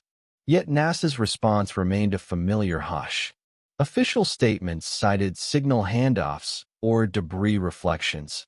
The 2023 UAP report concluding no extraterrestrial evidence, but calling for transparency that never quite arrived. Sightings cataloged, feeds cut, questions filed away. The observations continue with increasing frequency. The silence from NASA grows more conspicuous. NASA has always worn two faces. One smiles for school children and television cameras. The other answers only to the Pentagon. From the moment the space shuttle was sketched on drafting tables in the 1970s, the Department of Defense was in the room. The orbiter's 60-foot payload bay, its 1,000-mile cross-range capability, the once-planned polar launches from Vandenberg Air Force Base. All were sized not for Hubble repairs or Space Lab modules, but for the largest reconnaissance satellites the National Reconnaissance Office could imagine. The Air Force paid roughly $1 billion of the shuttle's development cost and, in return, demanded absolute secrecy when its hardware flew. Between 1981 and 2011, at least 10 missions were completely classified. STS-4, 1982, STS-51C, 1985, STS-51J, 1985, STS-27, 1988, STS-28, 1989, STS-33, 1989, STS-36, 1990, STS-38, 1990, STS-39, 1991, and STS-53, 1992. Their cargo manifests remain redacted. Their crew patches, black backgrounds, dragons breathing fire, knights with glowing swords, Latin phrases like "we deliver" and "non timbus," "you will not fear," were never displayed at pre-launch press conferences. Some patches still cannot be purchased in NASA gift shops. On these flights, the routine changed the moment the payload bay doors closed after orbital insertion. The open air-to-ground loop went dead. Live television from orbit ceased. Even the tracking and data relay satellites were ordered to ignore the orbiter over certain passes. Communication shifted to encrypted UHF channels monitored only by Cheyenne Mountain and a handful of windowless rooms in Houston. Crew members later described long stretches of silence broken only by coded call signs and terse instructions from granite or pineapple, controllers no civilian had ever met. Payloads included advanced SIGINT satellites, radar imaging birds the size of school buses, and experimental lacrosse radar reflectors that could make entire objects disappear from enemy scopes. At least 2 missions deployed classified SDS, satellite data system, relays into Malnia orbits for polar coverage. Satellites so secret their very existence was denied until the late 1990s. Another, STS-27, returned with visible damage to its thermal tiles after what insiders call a rapid unscheduled payload maneuver. Astronauts on these flights carried top-secret/SCI clearances and signed lifetime non-disclosure agreements that outlasted their NASA contracts. When they spoke afterward, if they spoke at all, it was in careful generalities about national security objectives. Some refused to discuss their missions, even with spouses. Some shuttle missions launched in darkness, communicated in code, and returned with sealed payload bays. What were they really doing? December 2, 1988. Space Shuttle Atlantis lifted off before dawn on STS-27, only the 3rd flight after the Challenger disaster and the most secretive shuttle mission ever flown. Officially, it deployed a single classified payload for the Department of Defense, widely believed to be Lacrosse. 1. A billion-dollar radar imaging satellite. The crew, Commander Robert Hoot Gibson, pilot Guy Gardner, and mission specialist Jerry Ross, Mike Mullane, and William Shepard, were all military officers with top-secret clearances. From the moment of launch, almost everything went dark. On Flight Day 2, during a routine survey of the orbiter's belly with the robotic arm camera, the crew discovered something alarming. More than 700 heat shield tiles were damaged, one completely missing near the nose. A black gouge ran for inches across the underside. Gibson's voice, calm but clipped, transmitted the images down an encrypted channel. Ground controllers, unable to see the full extent because the classified payload had disabled certain camera functions, told the crew the damage looked minor and to proceed with the mission. In reality, the crew believed they might not survive re-entry. The missing tile sat directly over steel skin. Plasma temperatures could reach 3,000 degrees Fahrenheit. Mullane later wrote that the astronauts quietly shook hands, assuming this would be a one-way trip. They survived barely. Atlantis came home with one of the most battered undersides in shuttle history. Post-flight inspection revealed the tile had been struck by a piece of insulation from the right solid rocket booster, and only a steel mounting plate had saved the orbiter from burn-through. But the damage was only part of the story. Years later, in memoirs and quiet interviews, the crew began to speak about something else they had seen. During a night pass over the southern Indian Ocean, far from any tracking station, 2 bright objects rose alongside Atlantis and held station for several minutes. Gibson described them as perfectly spherical, glowing softly, no navigation lights, no strobe, just steady. The objects kept exact formation with the shuttle at a distance he estimated at less than a mile. When the crew attempted to swing the payload bay camera toward them, the classified encryption system automatically locked the camera controls. The objects finally accelerated upward and vanished in seconds. Because every transmission was encrypted and the mission remains classified, no public record of the sighting exists. The crew was debriefed separately upon landing and reminded of their lifetime non-disclosure agreements. Years later, the STS-27 crew revealed they'd seen more than just tile damage.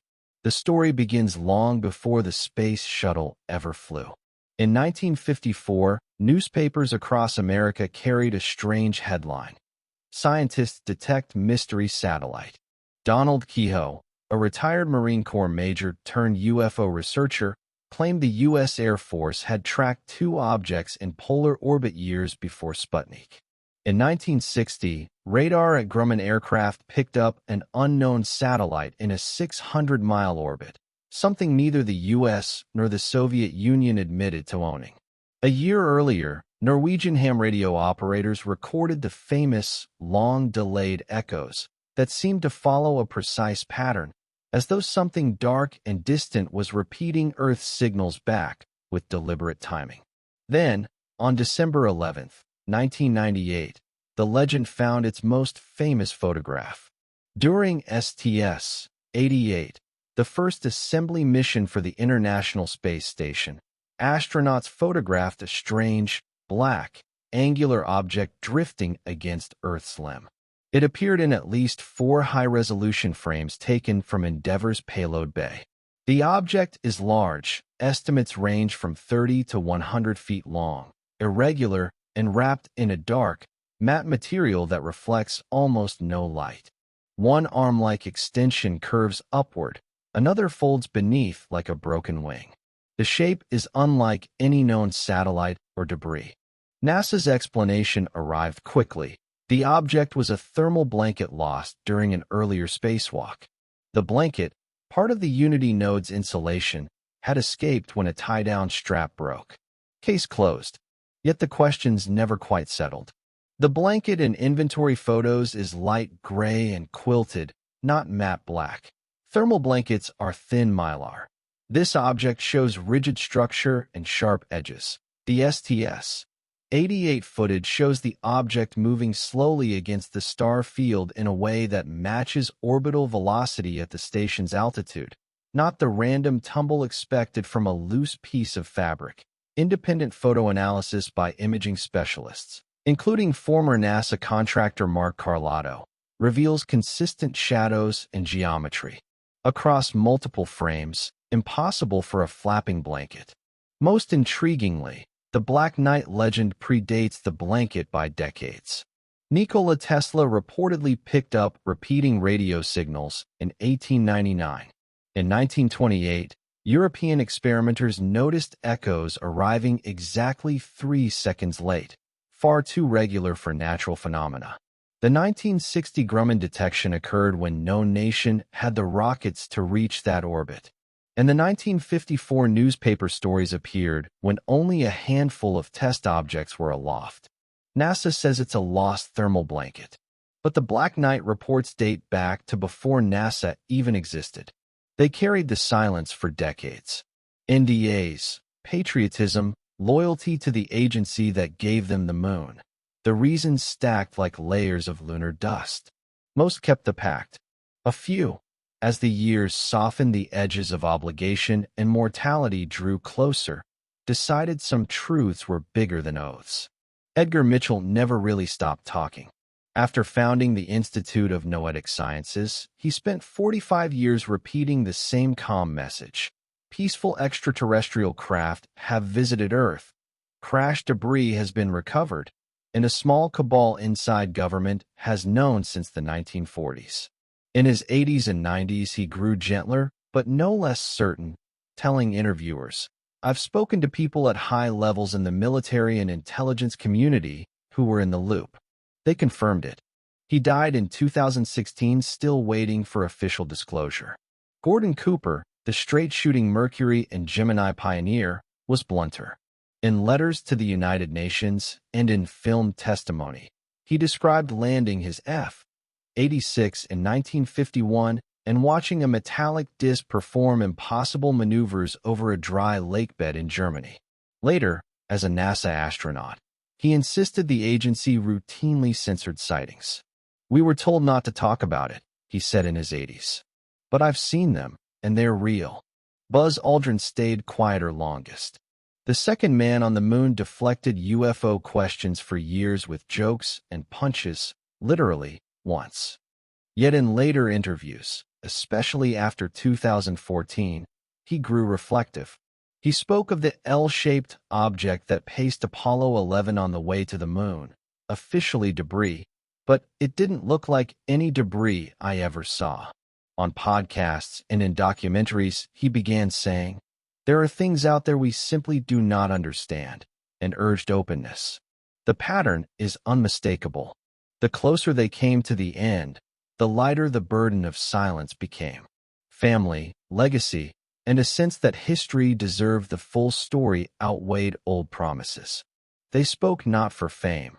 They already had that, but because they had touched another world and felt, in some quiet way, that we were never meant to believe we were alone. These men walked on the moon. In their final years, they chose to speak truth over silence. Between 1969 and 1972, humanity performed the greatest exploratory feat in its history. Every heartbeat, every switch flip, every whispered word from the lunar surface was captured on slow-skin television tapes and 14-track telemetry reels. Over 700 crates of magnetic tapes, containing the original high-quality video, biomedical data, and raw spacecraft telemetry from all 11 crewed Apollo missions, were carefully labeled and shipped to the National Archives. Then, quietly, they disappeared. In 2009, NASA released a brief, almost apologetic report. The vast majority of the original Apollo 11 slow-skin tapes, the ones that recorded the sharp, ghost-free images before they were converted for television broadcast, had been erased and reused in the early 1980s to save money. Somewhere between 170,000 and 200,000 reels in total were bulk degaussed under a routine tape recycling program. The missing data included not just the pristine moonwalk footage, but also the complete biomedical and engineering telemetry streams. Every spike in an astronaut's heart rate, every unexplained radar contact, every private medical channel conversation. NASA's explanation was bureaucratic. A shortage of fresh tape during the early shuttle era led engineers to reuse old Apollo reels. The decision was made at a low administrative level, without consulting historians or scientists. By the time anyone realized what had been lost, the magnetic ghosts were gone forever. Yet the timing raises quiet questions. The erasure happened in the early 1980s, precisely when FOIA requests about Apollo anomalies were beginning to surge. The tapes were not simply misplaced. They were deliberately wiped by powerful degaussing equipment that leaves no trace. Backup copies at other facilities were either degraded or mysteriously incomplete. Even the restored best available Apollo 11 television footage released in 2009 relies on second- and third-generation kinescopes, made from living room televisions in Australia and Houston. What was on those lost reels that could never be allowed to surface? Clear images of structures on the lunar far side? Unedited medical channel conversations about visitors? Raw radar tracks that never made the official logs? The most significant achievement in human history, and NASA lost the original tapes. How does that happen? When an astronaut is selected, the celebration is public. The paperwork that follows is not. Along with the blue flight suit comes a thick packet of security forms.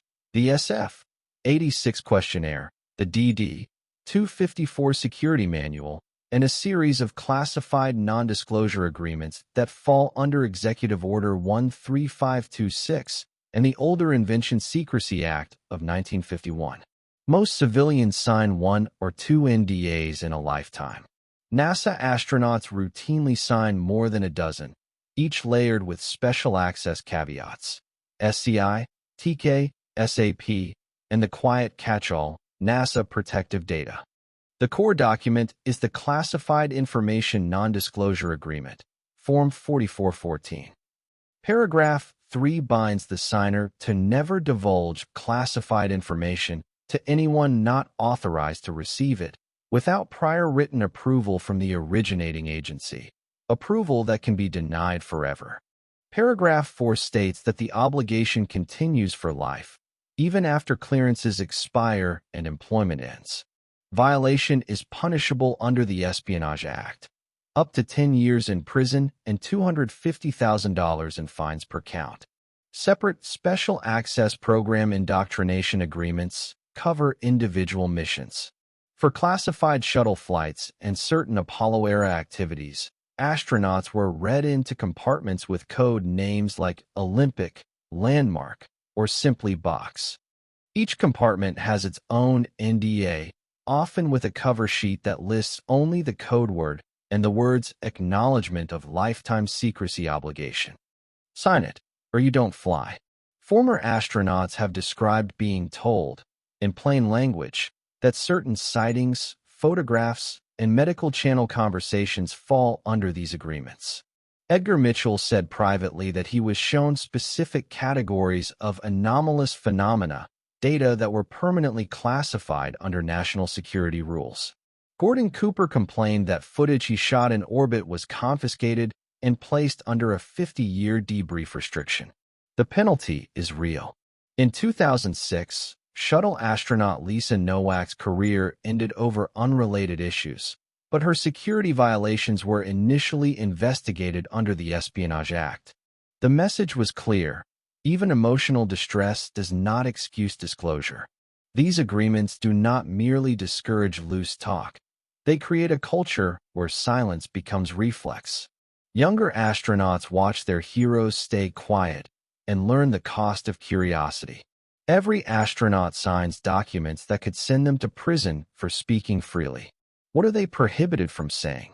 They were not activists or attention seekers. They were the quiet backbone of the space program. The people who built the rockets, processed the film, and monitored the consoles.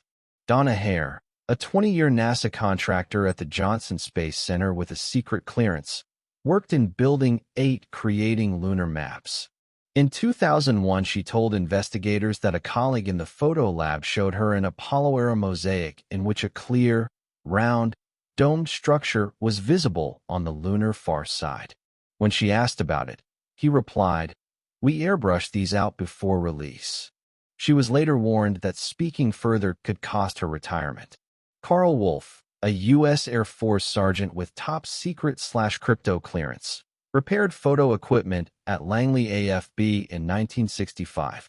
While awaiting parts, an airman showed him lunar orbiter negatives revealing geometric structures, mushroom-shaped buildings, towers, and radar-like dishes on the moon's hidden side. He was visibly shaken, Wolf recalled. He carried the memory for 40 years before testifying in 2001 at the Disclosure Project. Clark McClelland, a 34-year veteran spacecraft operator at Kennedy Space Center, monitored shuttle missions from the payload control room. During a classified DoD flight, he claims to have watched, on a secure monitor, a large, structured craft rise alongside the orbiter and communicate via coded light pulses. When he asked a superior, the reply was curt: "You saw nothing." McClelland lost his clearance and pension after speaking out. John Schuessler, former aerospace engineer and MUFON deputy director, interviewed dozens of NASA colleagues under confidentiality. Many described the same protocol. Unusual sightings were reported on secure channels, then immediately classified under national security. These weren't fringe characters. They were engineers, scientists, and technicians who dedicated their lives to NASA and risked everything to say the sky had never been empty. NASA never meant to create the world's largest open-source UFO library. It just happened. Since the 1990s, the agency has uploaded petabytes of raw data to public servers. Over 400,000 Apollo photographs, 135 complete shuttle mission photo sets, every frame from the ISS HD cameras since 2013, thousands of hours of air-to-ground audio, telemetry tapes, technical reports, and scanned microfiche from the 1950s onward. Most of it is searchable from your couch. No FOIA request, no badge, no justification required. The main portals are simple: images.nasa.gov, eol.jsc.nasa.gov, archive.org/details/NASA, and the gateway to astronaut photography of Earth. The sheer volume is the secret. More than 15 million still images and 30,000 hours of video sit online, indexed by mission, date, and camera roll. A single Apollo magazine can contain 200 frames. The shuttle program alone generated over 1 million photographs. Human reviewers can't possibly scrub every pixel. What slips through is astonishing. Researchers have found luminous objects in the lunar sky on Apollo 16 magazine 72/NN, a perfect metallic sphere above the horizon in Gemini 7 frame S66-63422, and hundreds of shuttle-era anomalies that were cataloged as debris or lens flare, yet behave nothing like ice or trash. The original negatives and master tapes are often higher quality than the sanitized versions shown on television. Access is almost comically easy. Type a mission number into the search bar, click High-Resolution TIFF, and you're holding the same file the photo lab delivered to Houston 50 years ago. Zoom, enhance, and compare.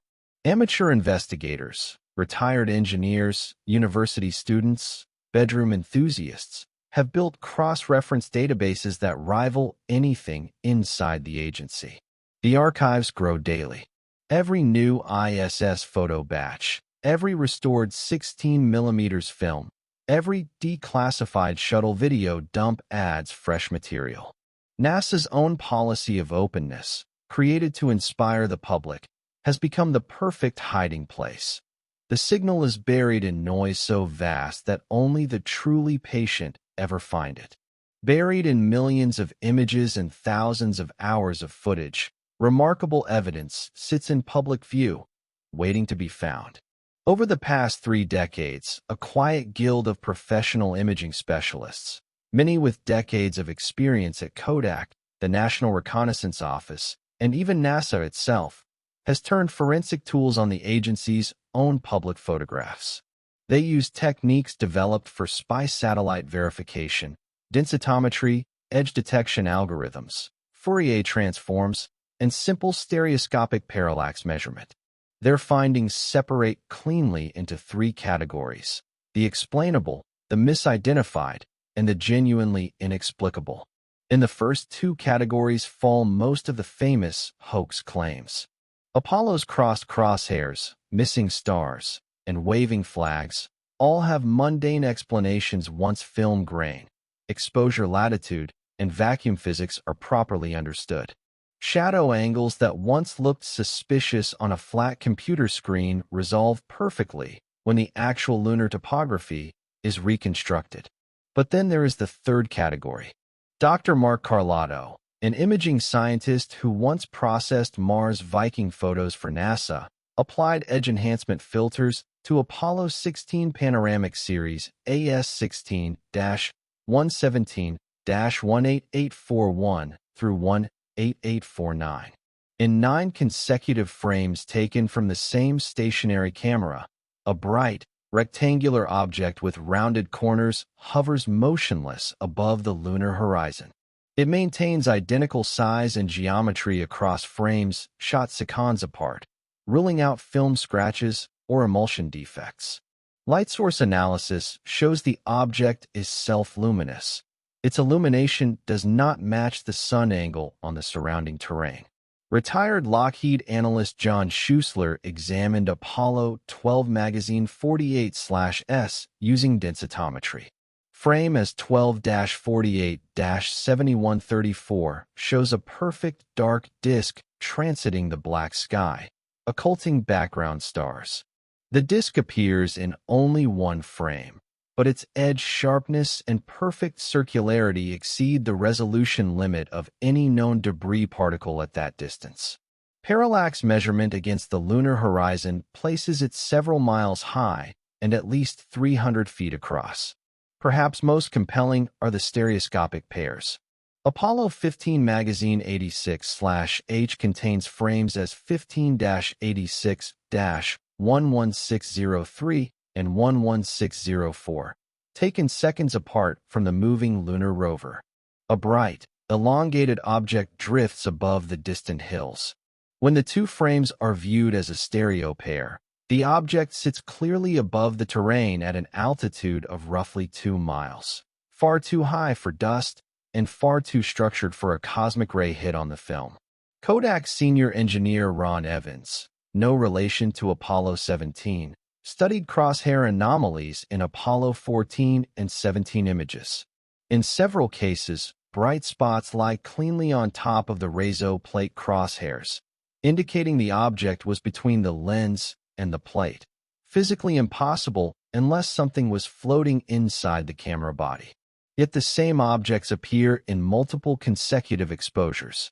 After decades of work, these analysts are unanimous on one point.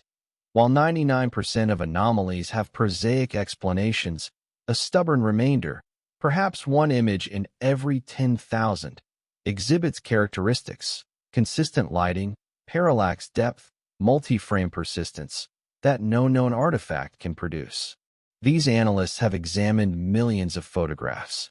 Some anomalies have explanations. Others defy explanation. April 1972.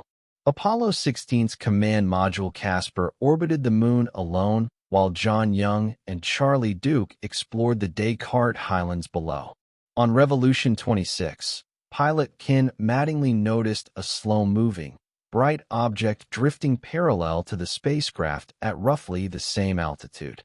For almost 2 full orbits, nearly 2 hours, he tracked it through the sextant and rendezvous window. Mattingly's voice on the air-to-ground loop was calm but puzzled. "It's not flashing like a satellite. It's just a steady light. It's been keeping station with me for a long time." At one point he described it as a white, luminous object, maybe with a slight yellowish tint, bright enough to see against the black sky, but without visible structure. It finally faded as the sun rose on that part of the orbit. Houston quickly offered an explanation.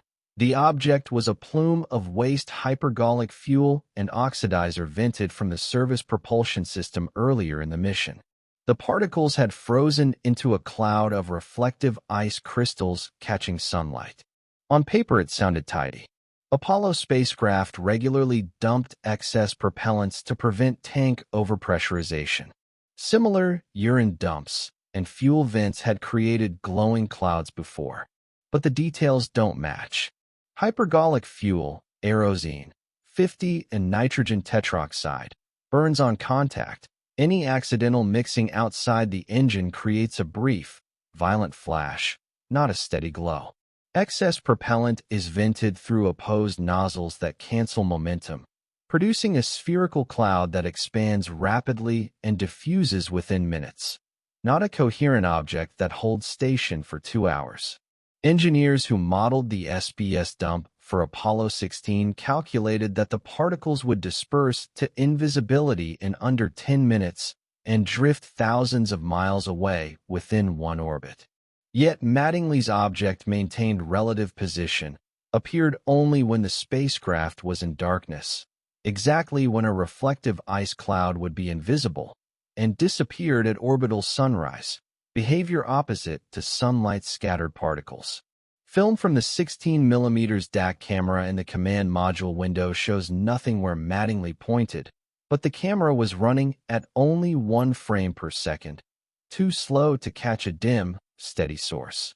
The object's apparent magnitude, estimated by Mattingly as roughly -2, brighter than Jupiter, is far beyond any known fuel dump cloud ever recorded. 20 years later, Mattingly quietly told investigators, "I still don't know what it was. It sure wasn't our dump." The official explanation seemed reasonable until engineers calculated what a fuel dump actually looks like. NASA's air-to-ground transcripts are marketed as complete historical records. They are not. Every crewed mission since Mercury has been recorded on multiple 28-track reels, later digital servers, that capture every open loop, every private medical channel, and every backroom discussion in Houston. Within hours of a flight, a public affairs version is typed up and released to press and schools. Years later, a supposedly full technical transcript is archived at the Johnson Space Center and posted online. The differences between the two are revealing. Researchers comparing real-time stenographer logs, amateur ham radio recordings, and foreign tracking station tapes against the final NASA versions have documented hundreds of discrepancies. Apollo 11, 109:42:20 Get, moments after touchdown. The live Australian feed contains 27 seconds of low conversation ending with "They're here," watching us, followed by static. The official transcript jumped straight to routine switch settings. Apollo 14, Revolution 34. The public loop carries Alan Shepard saying, "There's that bright one again. Same place as yesterday." The archive transcript replaces the sentence with garble. STS 80, Flight Day 9. The live shuttle loop records Commander Ken Cockrell's quietly asking, "Houston, are you seeing what we're seeing on camera 3? Houston replies, "Stand by." 31 seconds later, the feed returns with routine status checks. The official transcript contains only "stand by" and nothing else. NASA's stated reasons for edits are privacy, astronaut biomedical data, and national security, classified DoD missions. Yet the redactions cluster around the same topics: sudden unidentified objects, requests to switch to private channels, questions about bogies or visitors, and exclamations of surprise. Technical housekeeping chatter is almost never removed. Former mission control staff have confirmed the process. One retired flight director told researchers in 2018, "If something came up that wasn't on the flight plan and didn't have an immediate engineering answer, we'd go to the back room, kill the open loop for a minute, and decide how to log it." Most of the time, it just never made the public tape. The pattern is unmistakable. When the sky answers back, the official record suddenly goes quiet. Researchers have found hundreds of discrepancies between live transmissions and official transcripts.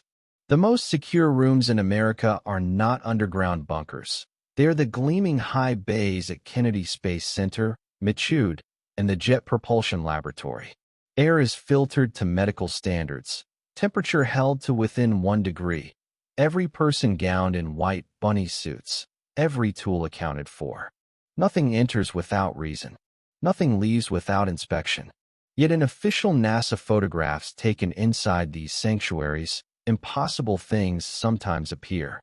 In 2009, during processing of the Ares IX test rocket and vehicle assembly building High Bay 3, a technician's casual snapshot, later uploaded to the public KSC photo archive as KSC 2009-3257, shows the full stack under floodlights. In the upper left corner, reflected perfectly in a polished aluminum access platform, is a dark, elongated, boomerang-shaped object hovering motionless 20 feet above the floor. No crane, no scaffold, no cable. The reflection is razor-sharp, showing surface detail that matches no known aircraft or drone. Another image from 2011, taken during Orion capsule integration in the Armstrong Operations and Checkout Building, captures a technician posing beside the open hatch. On the glossy black thermal tiles of the heat shield, a perfect mirror image reveals a tall, slender, metallic gray figure standing just out of frame. Featureless, no helmet, no suit, arms at its sides. The photographer, a 28-year NASA veteran, later swore no one else was in that corner of the bay. When he noticed the reflection weeks later, he reported it up the chain and was told to delete the original file. Similar anomalies appear in dozens of cleanroom photos. A perfect disk, metallic and seamless, reflected in the gold foil surface of the Hubble Space Telescope during 1990 servicing, WFPC-2 integration series, that a cluster of small, luminous orbs drifting above the Mars Curiosity rover in JPL's spacecraft assembly facility in 2011. Visible in 3 consecutive frames taken seconds apart. A dark, triangular silhouette with rounded corners hovering above the James Webb Space Telescope sunshield layers in 2016, caught in a Northrop Grumman technician's phone photo that was accidentally uploaded to the company's public gallery before being removed. Cleanroom protocols make contamination explanations laughable. Foreign object debris, FOD, walks are performed hourly. Every surface is mirror bright for inspection. Yet these objects cast perfect reflections, maintain stable hover, and vanish from subsequent shots.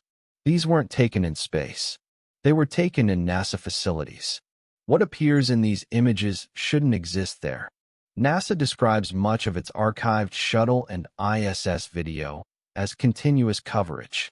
The files, however, tell a different story. Researchers who download the original master files from the Johnson Space Center Media Repository or the ISS HD archives often discover abrupt, unexplained jumps. Mission elapsed time, MET, counters skip forward by seconds or minutes with no fade, no buffering warning, and no accompanying log entry. The cuts are clean, sometimes a single frame, suggesting deliberate editorial intervention rather than transmission loss. Specific examples are now cataloged. STS-75 Tether Incident. February 1996, the official 6-hour payload bay tape jumps from 082 to 17 to 44 to 082 to 19 to 51, 127 seconds missing.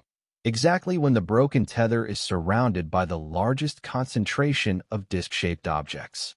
The audio track continues uninterrupted, but the video freezes on a static frame for 2 full seconds before resuming on a completely different angle. STS 80. December 1996, the 16mm DAC film of Earth limb observations contains a documented 42-second gap at MET 243:14:12. In the frame before the cut, a bright, elongated object is rising above the horizon. After the cut, the object is gone and the orbiter's attitude has changed by several degrees. ISS Expedition 35, March 2013, the public HD Earthview feed, Camera 3, jumps from 12:44 and 31 seconds Universal Time Coordinated to 12:47 and 9 seconds Universal Time Coordinated, 158 seconds missing. The pre-cut frame shows 3 luminous objects in triangular formation. The post-cut frame shows empty space. The onboard clock overlay skips smoothly, indicating a post-production splice. Digital forensics reveals subtle edit markers, mismatched compression artifacts, abrupt changes in noise floor, and occasional single-frame slate errors that professional editors recognize as evidence of a razor blade cut in the timeline. When the original satellite downlink tapes are compared, or still available, the missing segments are present, showing the objects in full motion, yet they never make it to the public master. NASA's standard response is routine editing for bandwidth or content. Yet bandwidth was never an issue on the shuttle's Ku-band downlink, and the ISS streams at constant 4 to 6 megabits per second. More telling, the gaps almost always coincide with the appearance or maneuver of unexplained objects. Frame-by-frame analysis reveals cuts in footage NASA describes as continuous. What was removed? Between 1966 and 1967, 5 uncrewed lunar orbiter spacecraft circled the moon on a simple mission: photograph every square mile of the surface in high resolution so NASA could choose safe landing sites for Apollo. They carried twin 70mm cameras modified from Air Force spy satellite technology, capable of resolving objects as small as 3 feet across. The film was developed in orbit, scanned with an electron beam, and radioed back frame by frame. The results were stunning, and occasionally unsettling. Most images showed the expected craters and lava plains. Some did not. Lunar Orbiter 2 Frame 205 H2, taken November 1966 over the Sea of Tranquility, contains a cluster of 6 perfectly rectilinear spires rising from the crater floor. Each casts a long, sharp shadow and tapers toward the top like obelisks. NASA's own photo lab labeled them the Blair Cuspids and estimated their height at 20 to 70 feet.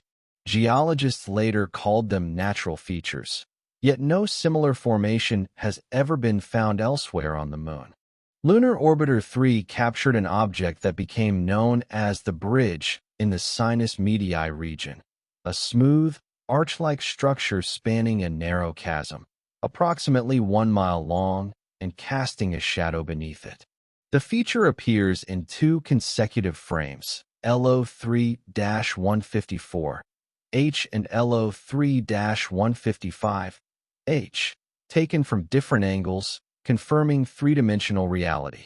The original high-resolution negatives show the bridge is slightly translucent at the edges, as though made of a material thinner than lunar rock. Perhaps most intriguing are the images that simply disappeared from public circulation. Lunar Orbiter 5 photographed the far side crater Parenago and surrounding terrain in August 1967. First-generation prints circulated briefly within NASA showed large, geometric patterns, rectangles, and hexagonal grids, visible under low-angle sunlight. By the time the public catalog was released, those frames had been replaced with lower contrast versions where the patterns are invisible. The original negatives remain unavailable. Senior scientists at the time were quietly alarmed. Dr. Richard Shorthill, a Boeing scientist on the orbiter team, later told colleagues that certain areas were flagged anomalous and removed from Apollo site selection maps. When Apollo 16 and 17 landing zones were finalized, flight planners consistently avoided regions previously imaged with the strongest anomalies. The lunar orbiters mapped the moon before humans arrived. Some of what they photographed influenced where Apollo wouldn't land. While NASA learned to speak in careful euphemisms, the Soviet space program simply said nothing at all. Behind the Iron Curtain, every mission was a state secret. Cosmonauts trained in closed cities.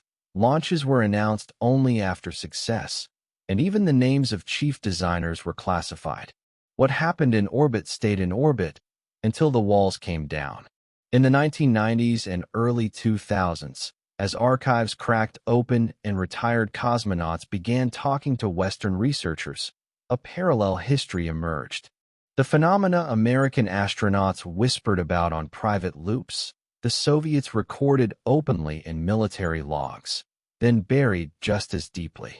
Yuri Gagarin, the first human in space, reportedly told friends and doctors after Vostok 1 that he had seen small, bright objects moving in formation outside his porthole. The comments never appeared in official biographies. Years later, his physician leaked notes describing Gagarin's private sketches of crescent-shaped craft that followed him for several minutes. The most detailed Soviet encounter came from Major General Vladimir Kovalyanok aboard Salyut 6 in May 1981. While observing the South Atlantic from 200 miles up, Kovalyanok saw a brilliant, elliptical object approach the station at high speed. It then stopped abruptly, hovered, and began pulsing. It looked like a glowing apple, he later told the Russian newspaper Rabakaya Tribuna. The object compressed itself along one axis, accelerated to 3 times the station's orbital velocity, and vanished. The entire event lasted roughly 8 minutes and was witnessed by cosmonaut Viktor Savinykh. Ground radar confirmed an unidentified track. Other reports trickled out. Cosmonaut Pavel Popovich, Vostok 4, received a classified briefing before flight about how to report unusual phenomena. He later admitted seeing a perfect white triangle pacing his capsule. During the 1982 Salyut 7 mission, the entire crew of 3 watched a cluster of 7 golden lights, each larger than their own station, form a perfect semicircle around them for 10 minutes before departing in formation. The Soviet military ran its own UFO investigation program from 1978 to 1991, collecting over 3,000 reports from pilots and cosmonauts. Declassified portions show the same patterns seen in the West. Objects that accelerate instantly, maneuver around spacecraft, and disappear from radar. The final report, signed by Colonel Yuri Platov, concluded many cases cannot be explained by known technology or natural phenomena. For decades, Soviet cosmonauts saw the same phenomena. Their government kept the same secrets. While America's Skylab flew for only 9 months, the Soviet Union kept its Salyut stations aloft for years. Salyut 6 operated continuously from 1977 to 1982 Sally 7 from 1982 to 1991. Cosmonauts lived aboard for 96, 175, even 237 days at a time, far longer than any American crew before Mir. They had the one thing short Apollo and shuttle flights never offered: time to watch the sky change slowly, night after night. The sightings began almost immediately. In June 1980, Valery Ryumin and Leonid Popov, Sally 6EO-4, observed a cluster of 8 to 10 bright, metallic-looking objects rise from the horizon and form a perfect circle around the station. The objects remained visible for 2 full orbits, 3 hours, maintaining exact spacing. Ryumin later wrote in his private diary, published after his death, "They looked like a convoy escorting us. When we turned the station, they turned with us." The most dramatic event occurred on Sally 7 in July 1984. Crew members Vladimir Zanabekov, Svetlana Savitskaya, and Igor Vok had just completed the first spacewalk by a woman when the station emerged from Earth's shadow into brilliant sunlight. All 6 crew members, the main crew plus visiting Soyuz T-12 cosmonauts, suddenly saw the station enveloped in an orange, gaseous cloud. Inside the cloud floated 7 luminous figures, each described as roughly 30 meters tall, with clearly defined wings or appendages. The angels, as the crew later called them, kept perfect formation for 10 minutes, then faded as the station moved toward daylight. Every word was recorded on the station's military-grade log and transmitted to TSUP, the Soviet Mission Control, on encrypted channels. The incident was classified top secret and remained buried until 1991, when the crew finally spoke to journalists. Other Sally sightings mirrored Western reports with eerie precision. Small, silver spheres that approached to within a few dozen meters and mirrored every attitude change of the station. Bright objects that appeared suddenly on the night side, pulsed 3 times, and shot away at impossible speed.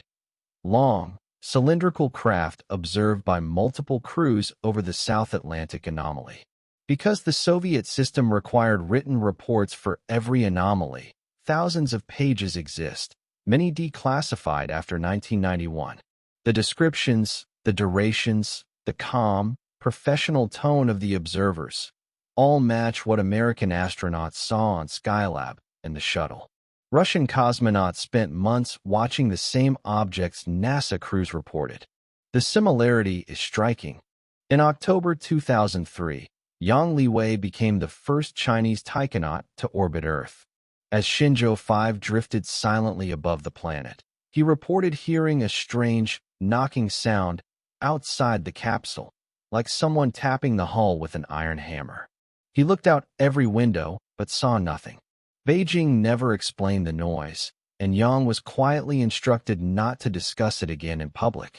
20 years later, China operates the Tiangong space station, launches lunar samples, and lands rovers on Mars, all with a level of secrecy that makes the old Soviet program look transparent. Every mission is controlled by the People's Liberation Army Space Force. Live video feeds are rare, heavily curated, and cut instantly if anything unplanned appears. Air-to-ground voice loops are encrypted end-to-end. What little is released is pre-recorded and edited. Yet fragments escape. In June 2021, during the Shenzhou 12 mission to the newly launched Tiangong core module, Nia Haixing, Liu Boming, and Tang Hongbao spent 3 months in orbit. Amateur radio operators in Europe briefly intercepted an unencrypted side channel in which one taikonaut described bright lights keeping station below us, moving in formation. The transmission lasted less than 30 seconds before switching to digital encryption. In 2022, the crew of Shenzhou 14 photographed an unknown object during an EVA. The official CCTV broadcast showed the astronauts waving at the camera. Later, raw stills leaked on Chinese social media revealed a metallic, disc-shaped craft hovering just beyond the station's solar arrays. The images vanished within hours, and the leakers' accounts were deleted. Chinese internet forums occasionally surface heavily censored eyewitness accounts from Xichang and Jiuquan tracking stations.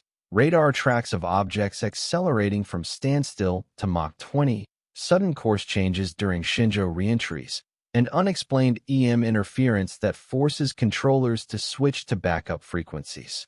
The cultural barrier is formidable. Public discussion of UFOs is tolerated only as foreign entertainment. Any suggestion that the space program has encountered unknowns is treated as a potential state security issue. Takenauts are military officers first. Retirement does not loosen the same way it has for some NASA astronauts. China's space program is as advanced as NASA's. Their silence on anomalous observations is just as complete. The European Space Agency is not one nation's program. It is 22 countries sharing budgets, launch sites, and egos. That simple fact changes everything about how anomalies are handled. ESA has no single military overlord and no legacy of Cold War secrecy. Its astronauts are usually civilian scientists or Air Force pilots on secondment, not career intelligence officers. When they return from 6-month tours on the ISS, they answer to universities and national agencies, not a single classified chain of command. The result is a noticeably looser culture around the unexplained. French astronaut Jean-François Clairvoy, 3-time shuttle veteran and ESA senior advisor, has spoken openly since the 1990s.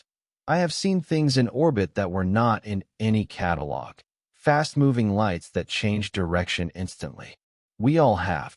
He shrugs when asked why he talks. In Europe, we do not sign lifetime gag orders. Italian astronaut Samantha Cristoforetti, during Expedition 43 in 2015, live tweeted from orbit about a brilliant orange glow rising from the horizon that definitely wasn't a city or a ship. When ground control asked her to switch topics, she simply moved on. No reprimand, no deleted tweet. Years later, she laughed on a podcast. Houston gets nervous faster than ESTEC, ESA's technical center. We just describe what we see. German astronaut Hans Schlegel photographed a metallic-looking object during STS-122 in 2008 and, upon landing, handed the memory card to reporters with a smile. Here, you figure it out. ESA never asked for it back. The contrast is clearest in joint missions. NASA astronauts on the same flight will deflect UFO questions with practiced lines, probably ice particles, while their European crewmates answer more directly. During Expedition 59 in 2019, Italian Luca Parmitano described a fast-moving luminous object on the public loop. Houston immediately requested a private medical channel discussion. Parmitano later told Italian television, "They like to control the narrative. We prefer to share the wonder." Political reality still applies.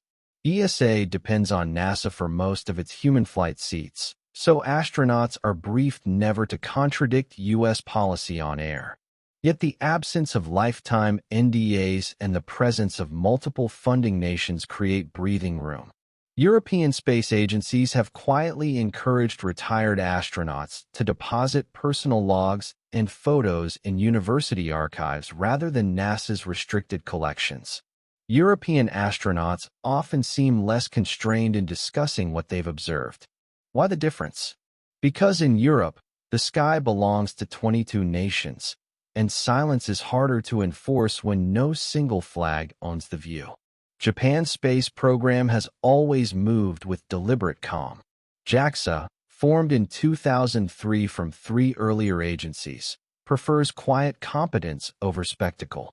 Launches from Tanegashima are meticulously planned. Press conferences are polite and brief, and astronauts, called Uchu Hikoshi, space navigators, speak in measured, almost poetic terms. That restraint extends to anomalous observations. During Koichi Wakata's 4 ISS missions, totaling 347 days, he photographed several fast-moving objects that crossed the station's path. In a 2014 NHK documentary, He described one as a brilliant white sphere that suddenly appeared, flew parallel for a few seconds, then shot upward and vanished. He presented the images without drama, simply noting, "It did not behave like any known satellite." JAXA never issued an official interpretation. Naoko Yamazaki, on STS-131 in 2010, captured video of three luminous objects traveling in perfect triangular formation during a night pass. She later showed the raw footage at a university lecture in Tokyo, adding softly, "We do not yet have words for everything we see." The clip was never uploaded to JAXA's public channels. Cultural context matters. In Japan, phenomena that cannot be immediately explained are often met with respectful silence rather than speculation. The word UFO carries entertainment connotations. Serious discussion is left to astronomers and military researchers. Astronauts are civil servants first, and public disclosure of anything potentially sensitive requires multiple layers of approval. Yet in private settings, university talks, closed space medicine symposia, late-night conversations with fellow astronauts, Japanese crew members describe the same sights: silent lights that pace the station, sudden appearances over the Pacific, objects that change direction without visible propulsion. The descriptions match American, Russian, and European accounts almost exactly. Japanese culture handles unexplained phenomena differently, but the observations themselves are remarkably similar. India's space program has always been the underdog that refuses to stay quiet. From launching on a bicycle in the 1960s to placing a Mars orbiter in orbit on its first attempt in 2014, cheaper than the movie Gravity, ISRO has built a reputation for doing more with less. It also operates with far less institutional baggage about the unexplained. In August 2023, during the Chandrayaan-3 lunar landing, the live ISRO feed briefly showed something unexpected. As the Vikram lander descended over the South Pole, a small, bright, cylindrical object crossed the frame at high speed. Visible for 3 seconds on the hazard avoidance camera before the stream cut to a celebratory graphic. ISRO never mentioned it, but millions of Indian viewers saw it live. Within hours, the clip was everywhere, and the agency simply didn't deny it. Then came the astronauts. In September 2024, Group Captain Prasanth Balakrishnan Nair, one of the 4 pilots selected for India's first crewed Gaganyaan mission scheduled for 2026, gave a televised interview that broke every unwritten rule. When asked about unknown objects in space, he smiled and said, "We train for everything, including things we cannot yet name. The sky is older than all our countries. It keeps its own company." The comment went viral across India. ISRO issued no reprimand. Former ISRO Chairman G. Madhavan Nair, 2003 to 2009, has been even blunter in retirement. In lectures at IIT campuses, he has shown 2007 Chandrayaan-1 orbiter images containing large, geometric shadows on the far side that were not in the geological survey. He added, "We have more such pictures. One day the people will see them." India's cultural relationship with the unknown is different. Ancient texts speak openly of Vimanas and celestial visitors. Modern Hindus, Muslims, Christians, and Sikhs alike grew up with stories that make UFOs feel less like heresy and more like heritage. There is no 50-year tradition of ridicule or classification to overcome. With Gaganyaan, a lunar base plan for 2040, and a growing independent launch capability, India is no longer a guest on other nation stations. When Indian astronauts finally fly their own missions, they will carry cameras and microphones controlled from Sriharikota, not Houston. India's space agency has taken a surprisingly open stance. Are they preparing to break the international silence? The International Space Station is the most expensive structure ever built. $150 billion, 5 space agencies, 16 nations, and its founding agreement contains a clause almost no one noticed when it was signed in 1998. Article 18 of the Intergovernmental Agreement quietly requires all partners, NASA, Roscosmos, ESA, JAXA, and CSA, to treat certain categories of anomalous observation data as protected information subject to joint review before any public release. The wording is bland, buried among liability and criminal jurisdiction paragraphs, but the effect is absolute. One partner can veto disclosure by another. The mechanism has been used. In July 2015, when Italian astronaut Samantha Cristoforetti photographed a large, structured object during an ISS night pass, ESA's legal office in Norwich received an urgent request from NASA's Office of General Counsel to withhold the images pending multilateral consultation. The photos never appeared in ESA's public gallery. A similar joint review flag was placed on Russian cosmonaut Ivan Vanner's 2020 Aurora time-lapse showing moving lights, cleared for release only after cropping and color grading that obscured detail. Leaked diplomatic cables, published by European transparency groups in 2021, reveal yearly closed-door meetings of the Multilateral Coordination Board where non-mission-related visual phenomena is a standing agenda item. Minutes are classified, but summaries that escaped redaction show consensus language. All parties agree continued uniform public messaging serves program stability and prevents misinterpretation by non-technical audiences.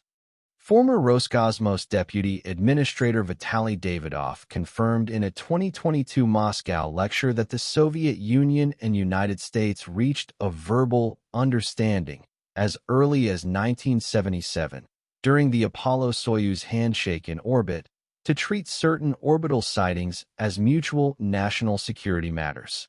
That understanding simply expanded when the ISS partnership formed. The coordination extends to hardware. ISS external cameras are jointly owned. Any request to slew one toward an anomaly requires approval from at least 3 partner agencies. When approval is denied, the camera freezes on its last program target, exactly what viewers see when the feed suddenly locks on empty ocean during an interesting event. When rival nations that once aimed nuclear missiles at each other agree to keep the same secrets. Through decades of political upheaval, budget crises, and regime changes, the implications are profound. It suggests the phenomenon is not merely national embarrassment or military technology. It is something all partners, despite their differences, have decided humanity is not ready to hear from official voices. When rival nations agree to keep the same secrets, the implications are profound. Science begins where explanations end. Across 70 years of NASA and international footage, certain objects repeatedly perform maneuvers that violate every known limit of engineering. The numbers are not guesses. They come from the agency's own time-stamped, high-resolution video, measured frame by physicists who once designed the spacecraft these objects outperform. Take the STS-48 Zigzag event, 1991. An object rises steadily. Then, when a thruster fires, executes a 90-degree turn in roughly 1/30th of a second. Dr. Jack Kosher, University of Nebraska, calculated the required acceleration at 55,000 to 100,000 meters per square second, or more than 5,500 g. For comparison, an Apollo astronaut endured 7 g for a few seconds during launch. The space shuttle structure would crumple above 20 g. No human pilot, no airframe, no material we can manufacture survives 5,500 g. The 1996 STS-75 tether incident is even more extreme. Disc-shaped objects pass behind an 80-mile-long tether, proving they are miles away, yet some cover hundreds of meters in a single frame, 1/30th s. At that distance, the acceleration exceeds 500,000 g and the velocity change approaches 40 kilometers per second in under a second, roughly 120 times the shuttle's orbital speed, with no visible exhaust or deceleration burn. No chemical rocket, ion engine, or nuclear thermal system can produce these numbers. Even theoretical concepts like nuclear pulse propulsion, Project Orion, or antimatter drives top out at a few hundred G for microseconds.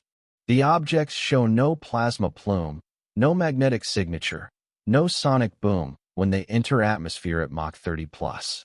They simply change velocity as if inertia does not apply. Physicist Michio Kaku, after reviewing the best shuttle and ISS cases, stated on record, "We are dealing with a technology that is not only beyond our current capability, but beyond our current physics textbooks." Hal Puthoff, former director of the Pentagon's ADIP contractor, calculated that the energy required to accelerate a 10-meter object at these rates without destroying it would demand control of gravitational or space-time metric engineering, essentially, the manipulation of the vacuum itself. In every case, the objects exhibit 6 impossible characteristics simultaneously. Instantaneous acceleration/deceleration, right angle turns at high-speed hypersonic velocity, without sonic boom or heat signature, transmedium travel, space to atmosphere.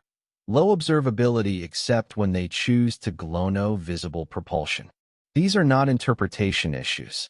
They are violations of conservation of momentum and energy as we teach them in every university on Earth. The physics don't lie. What these objects do shouldn't be possible with any known technology. Space is not just empty, it is actively hostile. In low Earth orbit, the vacuum is 10 to 10 torr, better than any laboratory on Earth. There is no air to carry sound, no convection to move heat, and no medium to scatter light. Objects are bathed in raw solar radiation, 1360 W/m superscript 2 on the sunlit side, and plunged to minus 270 degrees Celsius in shadow within minutes. Anything exposed either freezes or bakes with nothing in between. This environment destroys most common-sense explanations in seconds. Ice particles, the favorite NASA catch-all, can exist only if vented from a spacecraft. Water dumped from the shuttle or ISS flash boils and freezes into tiny crystals within 30 to 60 seconds. These crystals are microscopic, 10 to 200 microns, tumble chaotically, and reflect sunlight like glitter. They cannot hover motionless for minutes, execute 90-degree turns, or maintain perfect geometric formations. More importantly, they become invisible the moment the spacecraft enters Earth's shadow. Yet many filmed anomalies are brightest on the night side, when ice would be black and cold. Orbital debris follows strict Newtonian rules. Every piece is catalogued, travels in a predictable ellipse, and tumbles slowly. Nothing in the NORAD or ESA catalogs can stop dead, reverse direction, or accelerate from 7.8 kilometers per second to 20 plus km/s without visible propulsion. Even the fastest man-made objects, X-37B, experimental scramjets, require minutes of burn time and leave glowing plasma trails. Metallic fragments, paint flakes, lens caps, broken solar panels, heat and cool so fast that they spin visibly from thermal stress. Structured objects and footage often remain rock-steady for minutes, implying active attitude control no piece of junk possesses. Temperature rules are absolute. Any normal material, aluminum, titanium, mylar, glows cherry red when it enters atmosphere at Mach 20 plus from friction alone. The objects routinely filmed descending into the airglow layer show no incandescence, no ionization, no ablation. Behavior possible only if they are either impossibly heat-resistant or somehow shielded from atmospheric drag. The space environment is unforgiving. Most explanations for these observations can't survive the physics. Every skeptic's first refuge is optics. Lens flares, internal reflections, cosmic ray hits, and overexposed stars have explained away thousands of questionable images. But genuine optical artifacts obey strict rules, and the best NASA anomalies break them all. A true lens flare is created by bright light, usually the sun, earth, or moon, scattering inside the lens elements. It always aligns perfectly with the light source, moves when the camera moves, and appears in the same relative position across consecutive frames. It also flips 180 degrees when the camera rotates around the optical axis. In the famous STS-48 zigzag footage, the moving object changes direction while the sun remains fixed off-frame. No alignment, no flare. Internal reflections, ghosts, appear as faint, inverted duplicates of bright objects. They are semi-transparent, perfectly centered on the optical axis, and fade with aperture changes. The disc-shaped objects in STS-75 pass cleanly behind the 80-mile tether, proving they are miles away, not inches from the lens where reflections live. Cosmic ray hits and sensor noise create single-frame streaks, or dots. The Apollo 16 flying saucer object appears in 9 consecutive frames of magazine AS16-122-19508 through 19516, maintaining identical shape and position relative to lunar landmarks. Impossible for sensor glitches. Professional space photographers are unequivocal. Jack Schmitt, Apollo 17 geologist and the only professional photographer to walk on the moon, spent years reviewing lunar surface images. He told investigators, "I know every kind of lens artifact we carried. Some of the bright objects in our magazines are simply not artifacts. They cast shadows, they occult stars, and they stay in the same place when the camera moves." Modern digital analysis confirms it. When an object exhibits all 4 of these traits simultaneously, it cannot be optical.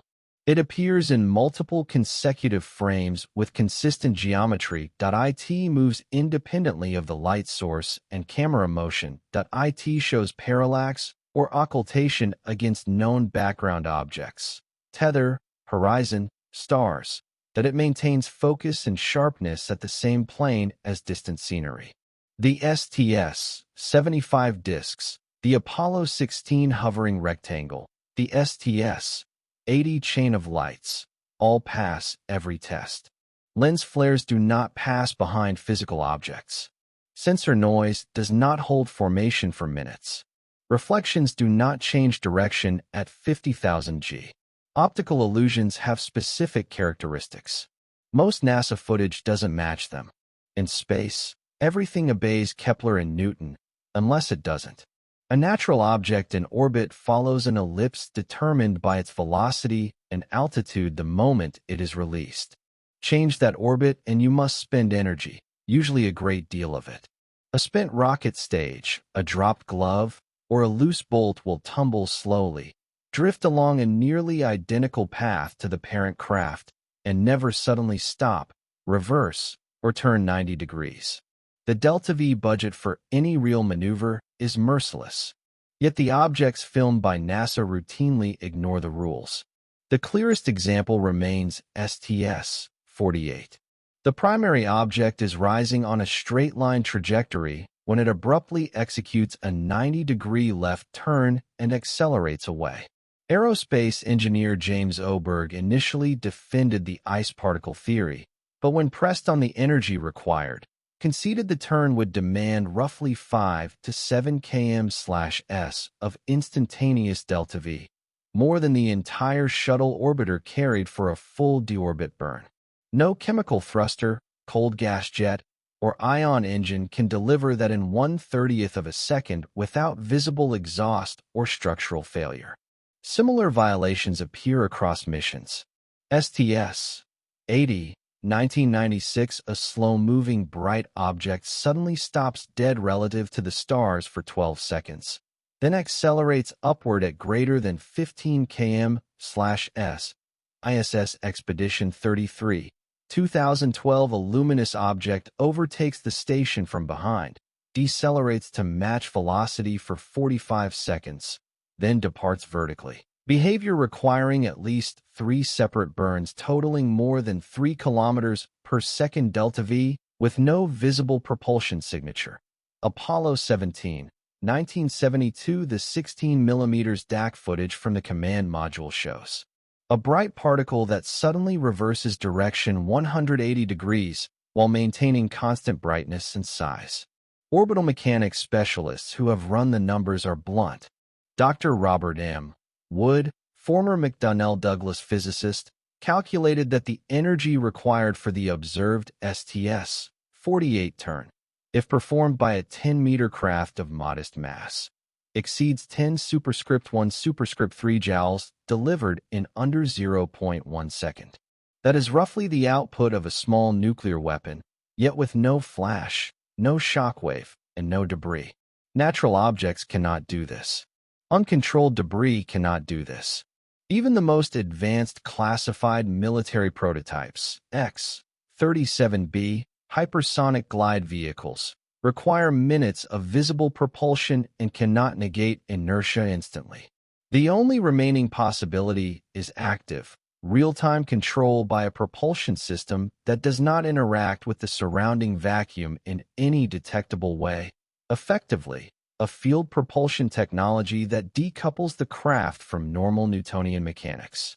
Objects in space follow predictable paths, unless something is actively controlling them. In space, there is no familiar foreground or background to give scale. A bright dot can be a grain of sand 1 meter away, or a city block craft 1,000 kilometers distant. The only reliable way to estimate size is to find an object of known length in the same focal plane. When that happens, the numbers become startling. The broken 80-mile, 128 kilometers, tether in the STS-75 incident is the perfect ruler. Dozens of disc-shaped objects pass cleanly behind it, proving they are farther away than 128 kilometers. Using the tether's known 0.04-inch thickness as a reference, the disks average 1 to 3 kilometers in diameter, larger than the International Space Station itself. Even the smallest consistently measure 400 to 600 meters across. They cannot be out-of-focus ice flakes near the lens, because near-lens particles would appear in front of the tether, blurred and bloated by bokeh. Similar calculations apply elsewhere. Apollo 16 magazine AS-16-113-18325. A bright rectangular object hovers above the lunar horizon. Parallax between two frames taken 30 seconds apart, while the command module moved 50 kilometers, places it roughly 80 kilometers high and 2 to 3 kilometers long, roughly the size of Manhattan.sts. 80 chain of lights sequence. 7 objects in perfect line formation pass behind Earth's limb. Using the visible curvature of the planet as a yardstick, each light is approximately 300 to 500 meters across. ISS 2016 Horseshoe Event. The omega-shaped object drifts parallel to the station for 23 seconds. Known solar array width in the same frame yields a length of 90 to 120 meters. The small enclosed argument collapses in every case where depth of field can be measured. Objects that occult the tether, the lunar horizon, or the edge of Earth must be at those distances. When they also remain in sharp focus against the star field, not blurred like nearby contamination, the conclusion is unavoidable. Many filmed anomalies are enormous. Professional analysts, including former NASA image scientist Ken Johnston and aerospace engineer Mark D'Antonio, routinely arrive at the same range, from football field size up to several kilometers. Anything smaller would be invisible at the calculated distances. Size calculations depend on distance. Some calculations suggest objects hundreds of meters or kilometers across. Cameras are not the only witnesses. Every crewed spacecraft carries magnetometers, plasma detectors, dosimeters, and radio frequency sensors that constantly monitor the local space environment. When unexplained objects appear, these instruments often wake up. During the famous STS-75 tether incident, the shuttle's plasma diagnostics package registered a sudden, localized spike in electron flux at the exact moment the disk-shaped objects swarmed the tether. The magnitude, over 300 MV/m, far exceeded normal orbital plasma levels and lasted for the full 20-minute event. No thruster firings or solar activity were occurring. Apollo-era missions carried similar surprises. Apollo 12's lunar module carried a Charged Particle Lunar Environment Experiment, CPLE. On November 18, 1969, while Pete Conrad and Alan Bean were on the surface, the instrument recorded a 400-second burst of high-energy particles that peaked when the crew reported flashes outside the window. The official explanation, solar flare, was ruled out. The sun was quiet. The ISS is even more revealing. The station's Alpha Magnetic Spectrometer, AMS-02, and external payload sensors have repeatedly logged transient electromagnetic pulses coincident with live-feed anomalies. In March 2016, when a luminous object paced the station for 7 minutes, the AMS recorded a 2.1 GHz carrier wave that appeared and vanished with the object, exactly the frequency used by military radar, but with no known transmitter aboard. Shuttle missions carried the Shuttle Electrodynamic Tether System and SPRE, Shuttle Potential and Return Electron Experiment. During classified DoD flights, technicians later admitted that whenever certain objects approached, the orbiter's electrical ground suddenly shifted by tens of volts, as though the craft were inside a powerful electrostatic field.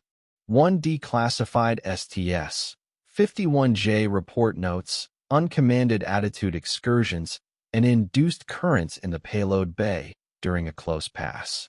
These are not isolated glitches. The signatures recur: sudden broadband radio bursts, localized magnetic field distortions, and plasma density spikes that arrive and depart with the visual objects. No natural phenomenon, solar wind, auroral currents, or micrometeoroid impacts, produces such tightly correlated, repeatable effects. The instruments confirm what the eyes already saw. These objects are not passive reflectors or ice. They generate or manipulate electromagnetic fields strong enough to register on scientific sensors designed to measure the quietest corners of space. These objects weren't just seen. They registered on multiple sensing systems. Science is supposed to investigate the unknown. Why has this unknown been off limits? The answer is not evidence. It is sociology. For 70 years, studying UFOs has been the fastest way to end a scientific career. Grants vanish, peer review invitations stop, tenure committees look away. The label pseudoscience attaches like radiation and never fully washes off. Astronomer J. Allen Hynek learned this the hard way. After decades as the Air Force's skeptical consultant, he admitted the data deserved serious study. He was immediately mocked by colleagues and lost access to observatories. Physicist James McDonald, after testifying to Congress in 1969 that the phenomenon required urgent research, faced coordinated professional attacks and took his own life in 1971. Harvard psychiatrist John Mack interviewed hundreds of experiencers in the 1990s, applied rigorous clinical method, and published a peer-reviewed book. Harvard formed a special committee to investigate whether he was fit to practice medicine. Only the personal intervention of a donor saved his tenure. Funding follows prestige. The National Science Foundation, NASA, and private foundations have explicit or unspoken rules. No grants for UFO or anomalous phenomena research unless the proposal is framed as atmospheric physics or psychology. A 2021 internal NSF memo leaked to The Intercept advised reviewers to reject any proposal containing the phrase unidentified aerial phenomena in its original context. Peer review enforces the taboo. Journals like Nature and Science routinely reject submissions on the topic without review.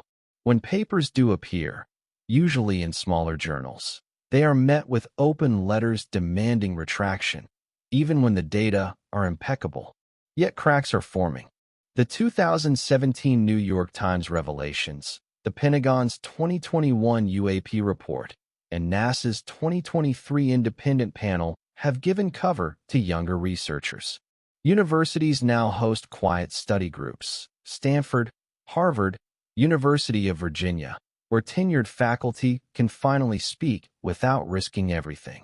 The American Institute of Aeronautics and Astronautics now has a UAP subcommittee that meets openly. The old guard still scoffs, but the laughter is quieter now. The evidence has outlived the ridicule. Science is supposed to investigate the unknown. The fact that this unknown remained off-limits for so long tells us more about human institutions than about the phenomenon itself. In 1967, the United States gave its citizens a quiet superpower, the Freedom of Information Act. Any person, anywhere, can demand almost any federal record, and the government must release it unless it falls under one of 9 specific exemptions. NASA is not exempt. Over the last 30 years, private researchers have filed more than 12,000 FOIA requests specifically targeting UFO/UAP-related material held by NASA, the Department of Defense, and associated contractors. The results have been a slow-motion leak of extraordinary proportions. Some releases are stunningly candid. A 1988 NASA headquarters memo, released 2011, discusses non-terrestrial artifacts photographed during STS-27 and recommends permanent classification under Exemption 1, National Security. Apollo 12 biomedical telemetry tapes, FOIA 09-138, contain 42 minutes of previously unreleased medical channel audio in which Alan Bean reports a whole formation of lights pacing the lunar module. A 1992 Johnson Space Center Security Manual, FOIA 17-00321, lists unidentified object observation as a reportable security incident requiring immediate notification to the Office of Protective Services and the DoD liaison. Many documents arrive looking like abstract art. Entire pages blacked out, single sentences surviving like islands. A 1977 NASA Air Force Agreement on Joint Handling of Anomalous Observation Data was released in 2020 with 93% redacted. The surviving text simply reads, "All visual, photographic, and sensor data shall be forwarded through classified channels. Public release prohibited without mutual consent." Researchers fight back. Appeals and lawsuits have forced second and third reviews. In 2018, after a 4-year legal battle, NASA released the original STS-48 payload bay engineering tape, showing the full zigzag sequence without the abrupt edits present in the public version. In 2022, a federal judge ordered the release of 312 still-redacted Apollo-era transient event photographs after ruling NASA's Exemption 5 deliberative process claims were overly broad. Veteran FOIA litigant John Greenewald Jr., the Black Vault, has received more than 2 million pages since 1996. His summary is blunt. NASA almost never voluntarily releases anything interesting. You have to sue, appeal, wait years, and then piece together what the black ink is hiding. The pattern is clear. The closer a document gets to real-time observation of structured craft, the heavier the redactions. The most common exemptions cited are 1. National security, 3. Specifically exempted by another statute, usually the 1958 NASA Act or DoD regulations, and 5. Internal deliberation. Translation: we know, we can't tell you why we know, and we're still deciding what to do about it. Citizen researchers have filed thousands of FOIA requests. What they've uncovered is remarkable. What's still hidden behind those black rectangles? Maybe even more so? The halls of Congress have echoed with questions about the skies for decades, but rarely with the gravity of sworn testimony. The first modern congressional UFO hearing came in 1960, when the House Science and Astronautics Committee grilled Air Force officials on Project Blue Book, demanding answers about thousands of unexplained sightings. Witnesses deflected with weather balloons and hoaxes, but the seeds of skepticism were planted.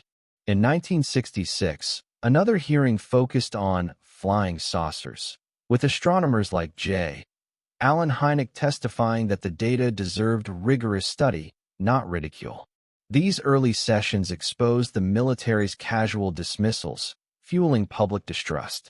The drought ended in 2022 when the House Intelligence Subcommittee on Counterterrorism, Counterintelligence, and Counterproliferation held the first open hearing on unidentified anomalous phenomena, UAP, the government's preferred term, in over half a century.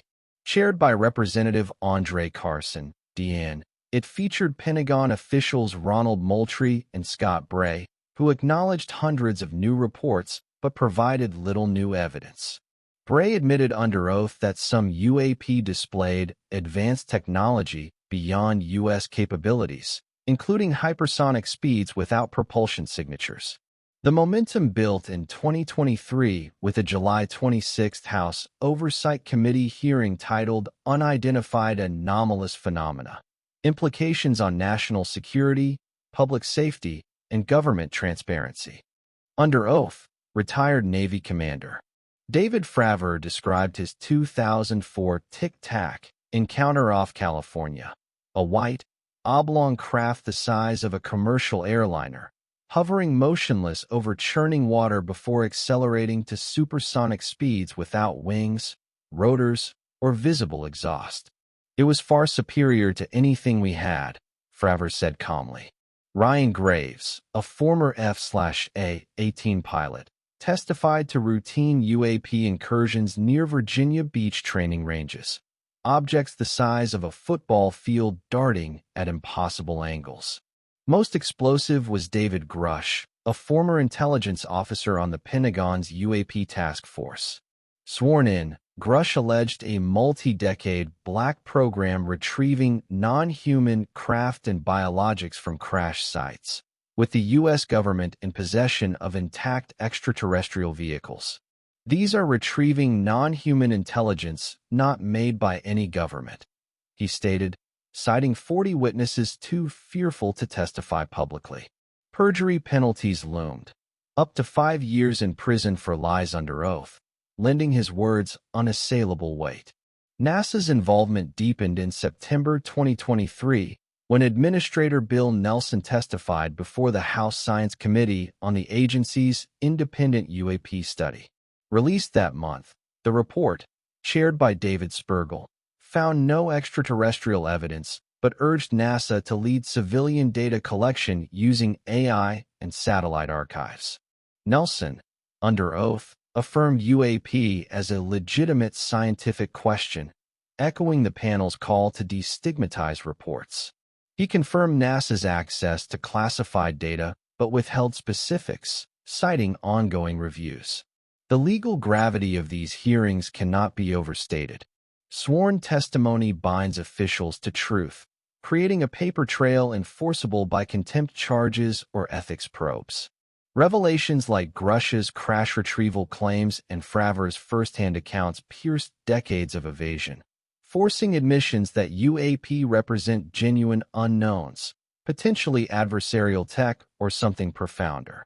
Under oath, officials acknowledged what NASA has denied for decades. For decades, the biggest barrier to disclosure was simple. Anyone who spoke risked prison, poverty, and ruin.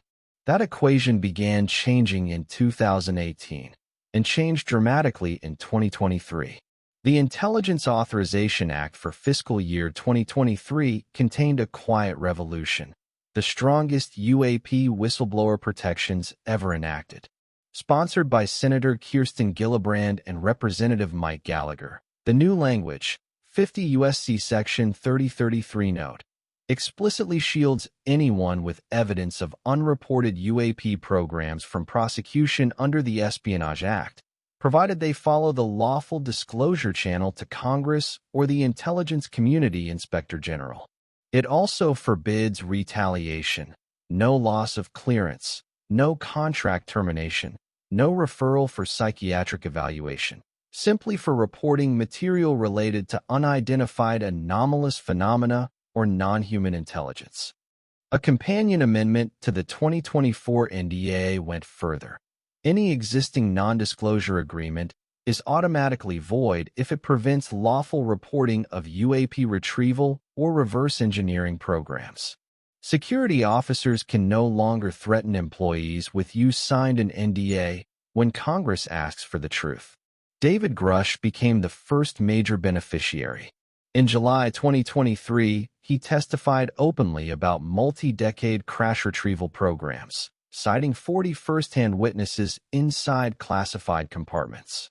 Because he had already filed a protected disclosure with the ICIG in 2021, the Pentagon could not revoke his clearance or charge him, even after his explosive claims.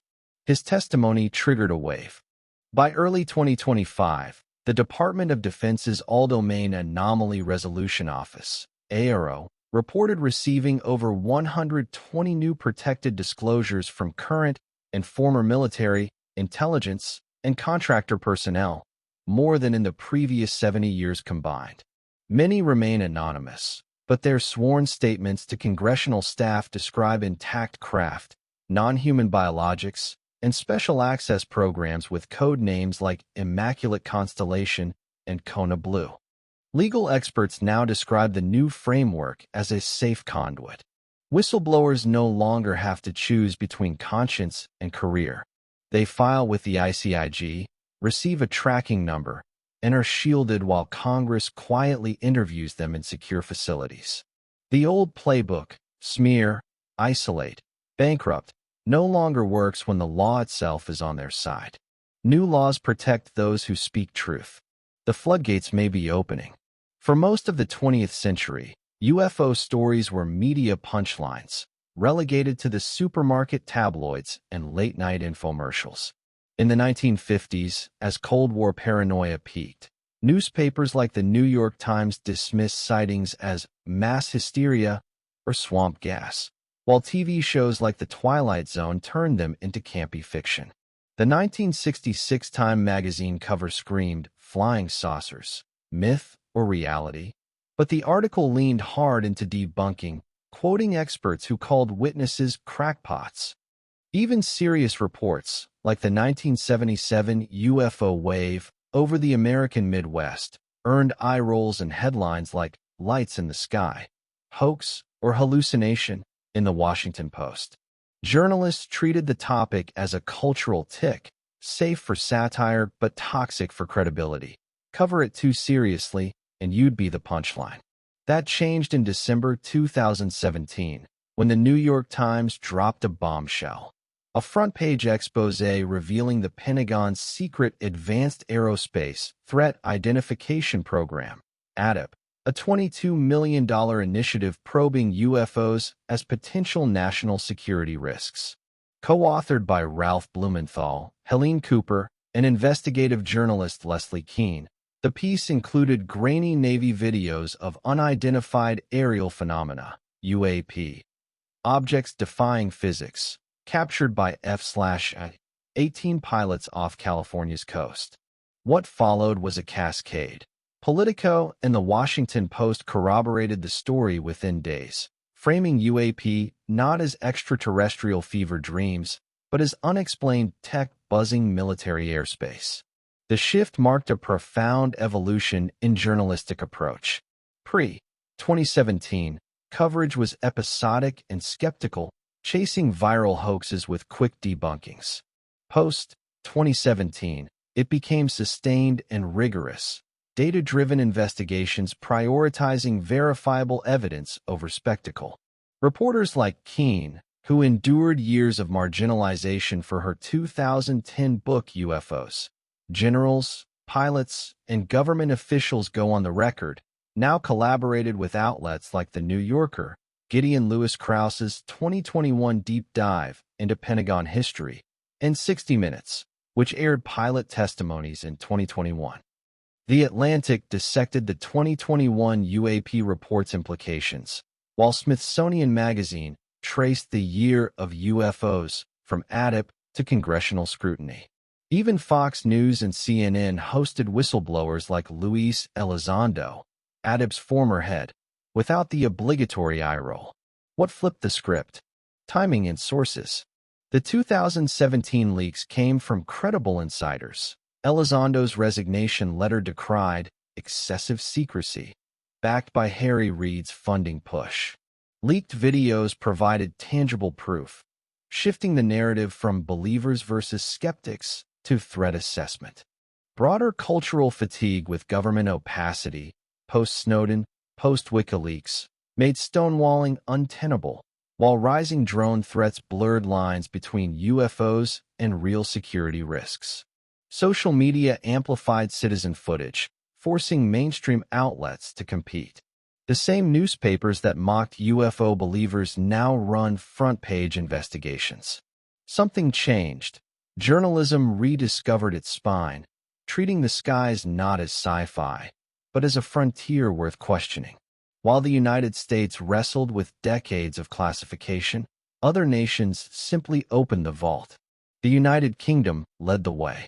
Between 2008 and 2013, the Ministry of Defense released 210 previously classified UFO files, over 60,000 pages, covering 1950 to 2009. Known as Project Condine's Final Report, declassified 2006, it concluded that many sightings were caused by rare atmospheric plasmas, but a significant residue of cases involved structured craft exhibiting flight characteristics not achievable by any known aircraft. The famous 1980 Rendlesham Forest incident files were released unredacted, confirming U.S. personnel tracked a triangular craft that left physical traces and radiation readings 10 times background levels. France went further. In 2007, the French space agency NIS transferred its entire Gaipan archive, the official UFO investigation unit, to the public internet. 3,000 plus cases, 28% labeled Type D.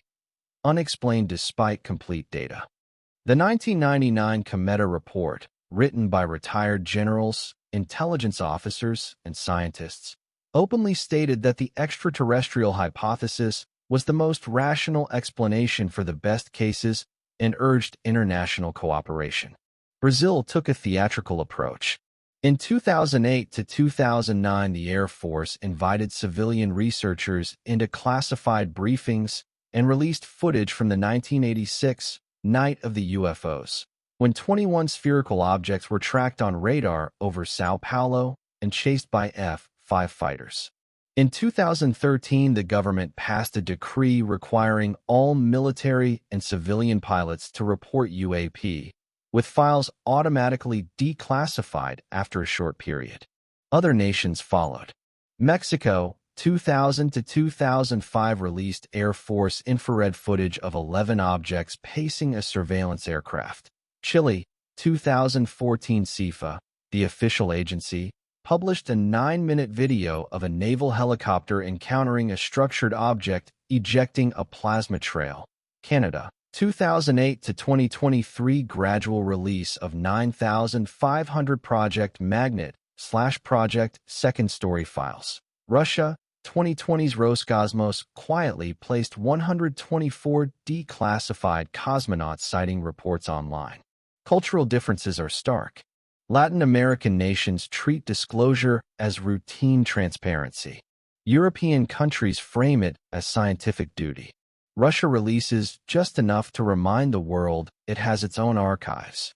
The United States, once the most open with Project Blue Book, has become the most reticent.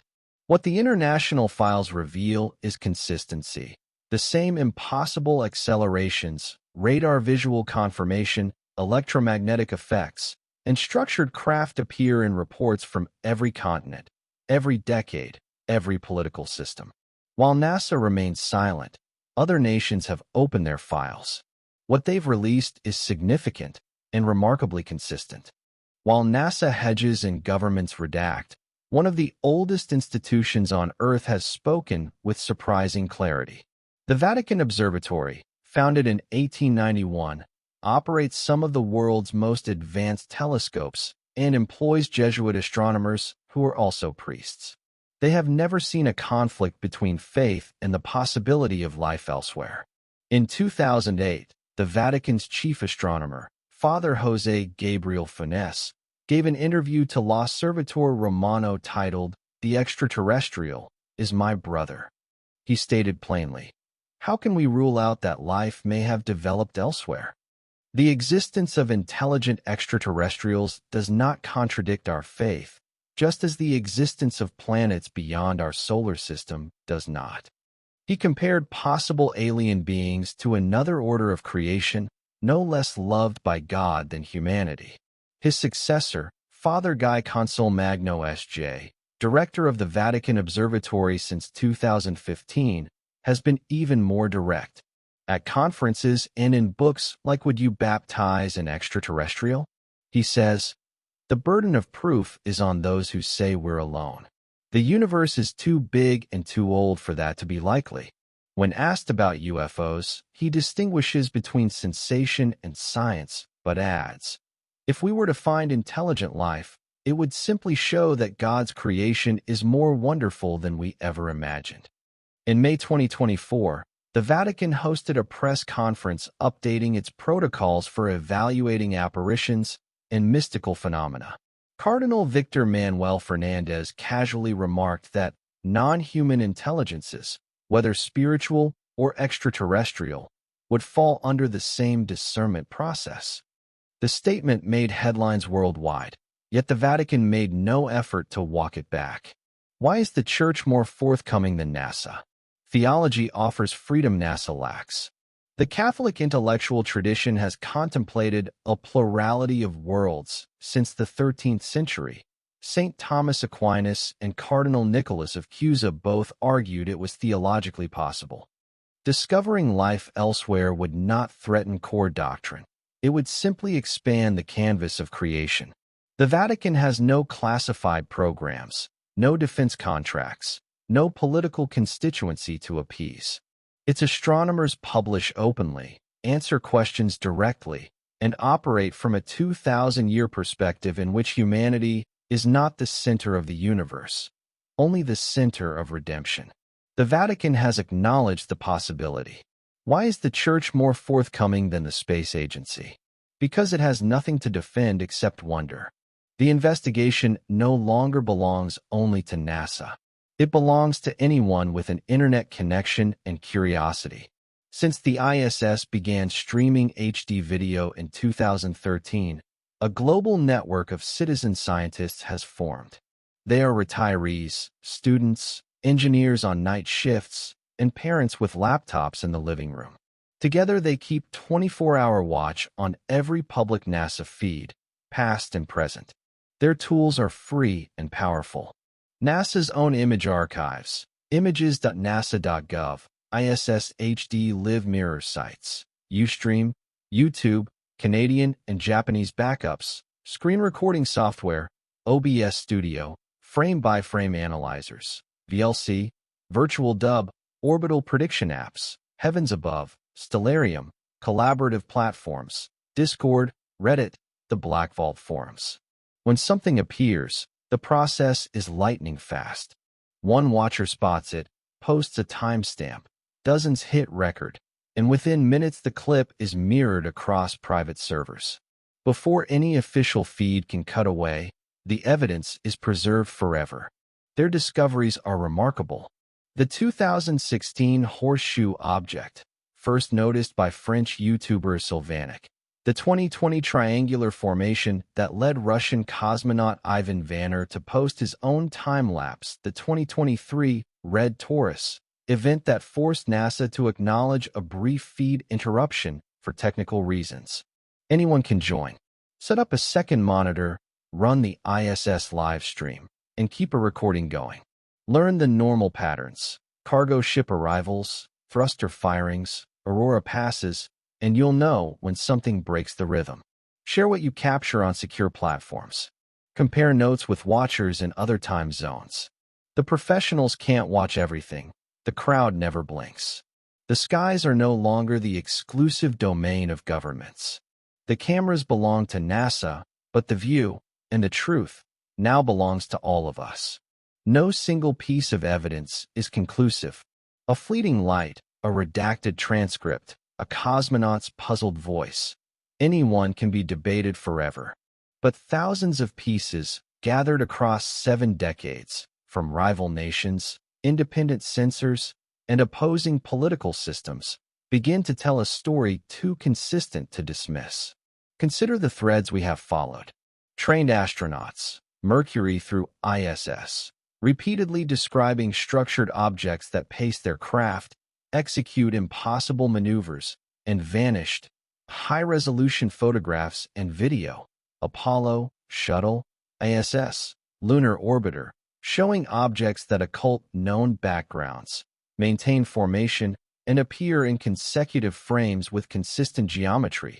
Sensor data, magnetometers, plasma detectors. Radar, registering electromagnetic and particle anomalies exactly when visual sightings occur. Orbital. Mechanics violations, instantaneous acceleration, right-angle turns, zero inertial lag, that no chemical, nuclear, or ion propulsion can produce. Parallel observations from the Soviet Union, China, Europe, and civilian feeds that match NASA cases in detail despite total secrecy between programs. FOIA documents, leaked agreements, and whistleblower testimonies confirming structured classification of the best cases since the 1950s. Taken separately, each category invites alternative explanations. Taken together, the alternatives collapse. Ice particles do not form perfect triangles for 3 hours around Sally at 7. Lens flares do not pass behind an 80-mile tether. Random debris does not reverse direction at 100,000 G. Independent nations do not coordinate identical cover stories for 70 years unless the underlying phenomenon forces their hand. What remains ambiguous is motive and origin. We have no public landing, no open contact, no recovered craft on display. We have only patterns, patterns of presence, patterns of observation, patterns of concealment. Yet the cumulative weight is overwhelming. When pilots, cosmonauts, cameras, radar, and physics all agree on the same impossible characteristics, the honest conclusion is no longer unidentified. It is non-human, not necessarily extraterrestrial. There are other hypotheses, interdimensional, time-displaced, ultra-terrestrial, but demonstrably not ours and not natural. Proof, in the strictest scientific sense, awaits an intact specimen or open interaction. But evidence has already crossed the threshold where continued official denial requires greater suspension of disbelief than acceptance. We have moved from maybe something is out there to something has been here, alongside every step we took into space. Thousands of pieces form a compelling picture. The question is no longer whether we are being visited. It is why they are here, and why we still pretend we are alone. If NASA's secrets confirm what the evidence suggests, everything changes, quietly at first, then all at once. The realization that we are not alone, and never were, strikes at the deepest foundations of human identity. Every major religion, philosophy, and political system was built on the assumption that Earth is the stage and humanity the only actor. Remove that assumption and the scripts must be rewritten. For science, the impact is immediate and exhilarating. Physics textbooks would gain new chapters on propulsion, materials, and energy that violate no law yet exploit ones we have not discovered. Biology would expand to include non-terrestrial evolutionary paths. Astronomy would shift from searching for microbes to mapping civilizations. The petty question, are we alone, becomes the far larger one. How many others, how close, and why are they watching? For ordinary people, the shift is more intimate. The night sky would no longer be a backdrop. It would become a neighborhood. The same stars that once offered comforting isolation would reveal themselves as windows someone else might be looking through. Some will feel wonder, others vertigo. History shows that paradigm shifts, Copernicus, Darwin, Einstein, initially unsettle, then liberate. We fear the loss of centrality until we discover that being one of many is not the same as being insignificant. Psychologically, disclosure would be the ultimate mirror. A species that has spent centuries fighting over borders, resources, and ideologies would suddenly confront a common external context. Carl Sagan warned that contact might either unite us in maturity or expose our immaturity with brutal clarity. The evidence suggests the visitors have chosen observation over intervention, perhaps because they already know which way we lean. Philosophers have been preparing us for this moment for centuries. Giordano Bruno was burned in 1600 for insisting the universe is filled with an infinity of worlds. Today his heresy reads like understatement. Emmanuel Levinas wrote that encountering a truly alien other forces ethics itself to expand beyond the human circle. If the objects in NASA's footage are piloted or autonomous intelligences, every moral framework must now account for minds that did not evolve under the same sun. The practical implications are equally profound. Energy scarcity, climate limits, even the physics of interstellar travel could become solvable problems overnight if we admit the technology has already been demonstrated above our heads. The real question is whether we are mature enough to inherit it without destroying ourselves. In the end, the greatest implication may be humility. We thought we were the first to reach orbit, the moon, Mars. The evidence says we were watched the entire time. The sky was never empty. We were simply the last to notice. Everything changes when the universe looks back. Understanding why they hide the truth might be as important as the truth itself. The decision to classify was never casual. In the late 1940s and early 1950s, as the first high-altitude cameras and radar nets began registering objects that outflew every known aircraft, the U.S. national security establishment faced a triple shock. The phenomenon was real that IT was under intelligent control, that IT was vastly superior to anything in American or Soviet arsenals. The initial rationale was straightforward: panic avoidance and technological protection. The 1947 Twining Memo and 1952 Robertson Panel both warned that public hysteria could clog communication channels and blind radar during a potential Soviet attack. Simultaneously, any hint of recoverable technology had to be shielded from Moscow. Those Cold War fears were rational at the time. 7 decades later, the reasons have evolved and multiplied. National security remains the public justification. Officials argue that revealing propulsion physics centuries ahead of our own would instantly collapse strategic deterrence. If the secret ever leaked to adversaries or to defense contractors bidding on black projects, the global balance of power could shift overnight. Some insiders insist certain retrieval programs still yield incremental advances: materials, energy systems, computing, that must stay compartmented. A second, quieter motive is social stability.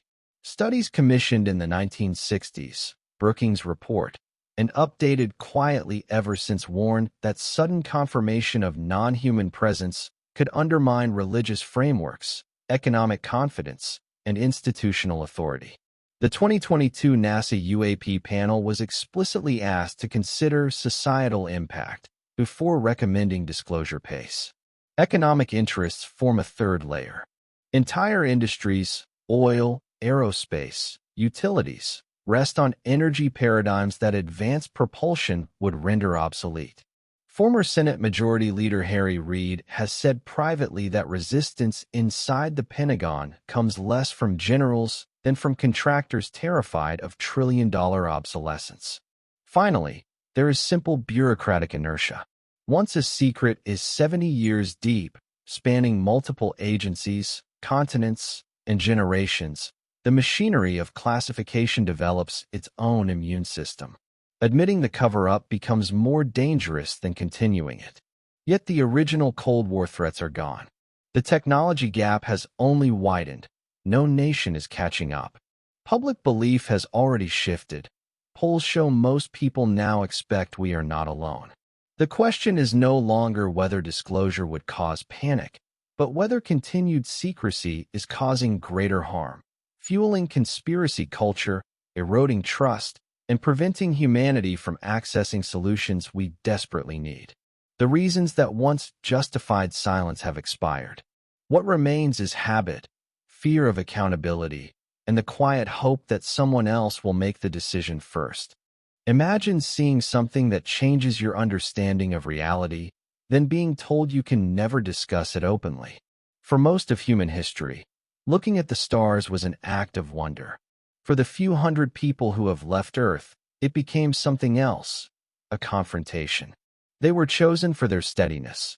Test pilots who could eject at Mach 2 without flinching, scientists who could troubleshoot a dying spacecraft while the clock ran out. Yet many came home quieter than they left.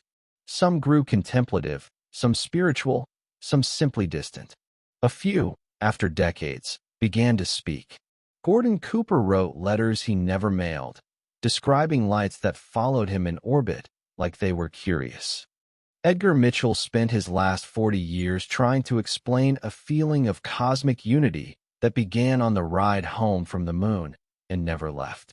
Story Musgrave, the only astronaut to fly all 5 shuttles, still tears up when he talks about the living, shape-shifting forms he watched dance outside the window. They carried the secret differently. Some drank. Some poured themselves into work. Some built foundations and gave lectures they knew would be mocked. Almost all waited until retirement, or until the end, to speak plainly. The NDAs were real, but the deeper silence was self-imposed. How do you tell a planet that thinks it is alone that it never was? The psychological weight is hard to overstate. You return as a hero, parade down canyons of cheering people, then lie awake knowing the most important thing you ever witnessed is classified, above top secret. Your children ask what space was really like, and you change the subject. Your spouse senses something locked behind your eyes and learns not to ask. Buzz Aldrin once said, "There are things I saw up there I still can't talk about." He was 93 when he finally admitted it. Edgar Mitchell told me privately, "I signed away my right to speak, but I never signed away my soul." They carried humanity's greatest discovery alone so the rest of us wouldn't have to. That is the real final frontier, not space, but the courage it takes to come home and keep a secret that could change everything. One day the last of them will be gone. Let us hope, before then, we make it safe for them to tell the rest of the story. The secret can't be kept forever. The question isn't if the truth emerges, but when and how we rise to meet it. Momentum toward disclosure has never felt stronger.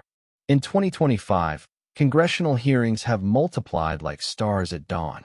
The House Oversight Committee's task force on the declassification of federal secrets, chaired by Representative Anna Paulina Luna, hosted a pivotal September session titled Restoring Public Trust Through UAP Transparency and Whistleblower Protection. Witnesses, including Air Force veteran Jeffrey Nuxatelli and journalist George Knapp, testified to first-hand encounters and systemic stonewalling, echoing David Grush's 2023 bombshells about non-human craft recoveries. Lawmakers advanced the UAP Whistleblower Protection Act and H.R. 1187, the UAP Transparency Act, mandating declassification of records within 25 years unless the president certifies a dire security threat. With the FI 2026 NDA looming, Representative Eric Burleson's UAP Disclosure Act amendment could force a National Archives collection of all related files by year's end. Technological winds are shifting too. Private satellites from SpaceX's Starlink constellation and Amazon's Kuiper network blanket the skies, turning citizen observation into a global panopticon. Apps like Enigma Labs now crowdsource real-time UAP reports with AI-enhanced analysis, while open-source tools democratize orbital tracking. No longer confined to grainy ISS feeds, anyone with a smartphone can log sightings, cross-reference radar data, and share unfiltered video, bypassing traditional gatekeepers. Generational change seals the deal. Millennials and Gen Z, raised on declassified leaks and viral encounters, view UAP not as fringe fantasy, but as overdue transparency.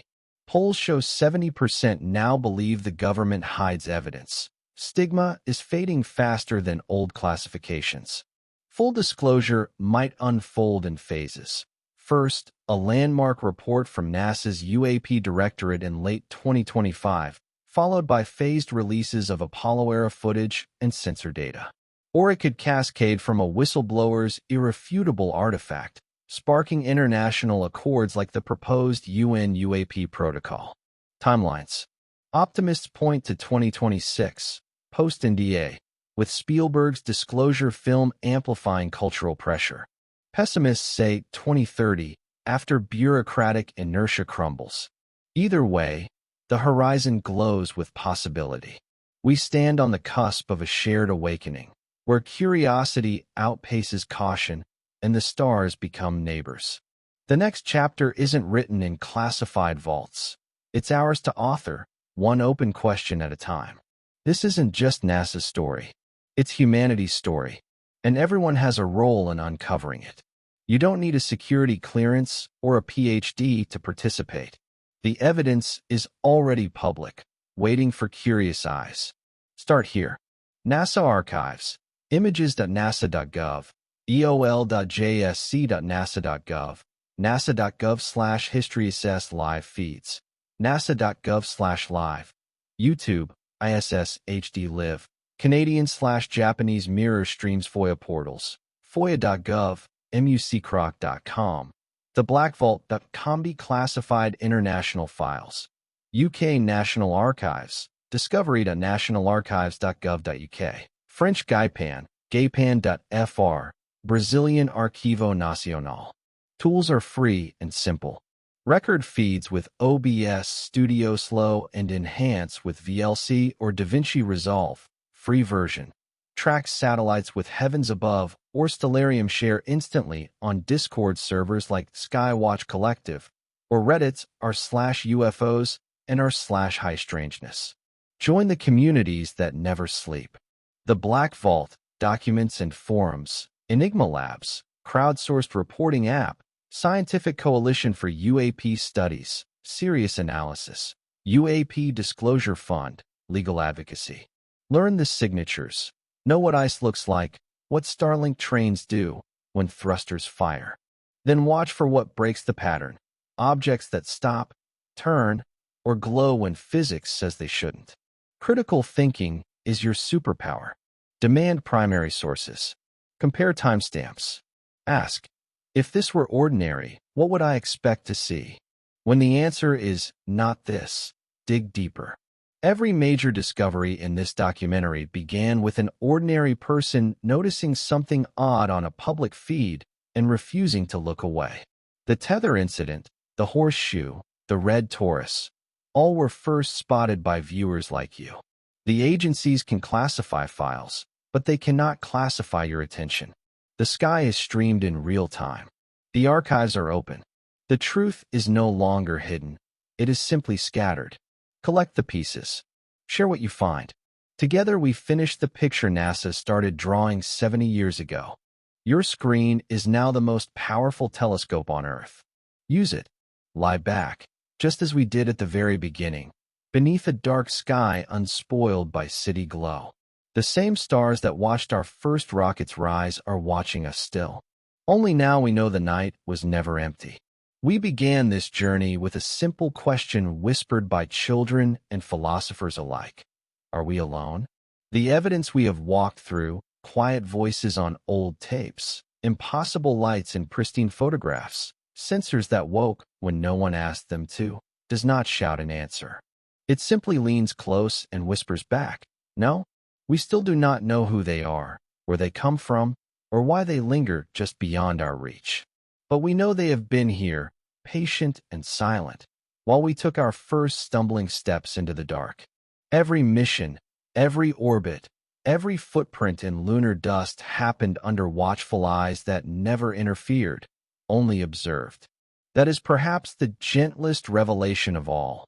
Whatever intelligence shares this universe with us has chosen curiosity over conquest, presence over pronouncement. In a cosmos vast enough to swallow galaxies, something found our tiny candle worth watching. Let that thought settle like cool night air. The mystery remains, and that is good. Wonder is the eternal fuel of the human spirit. We will keep asking, keep looking, keep reaching.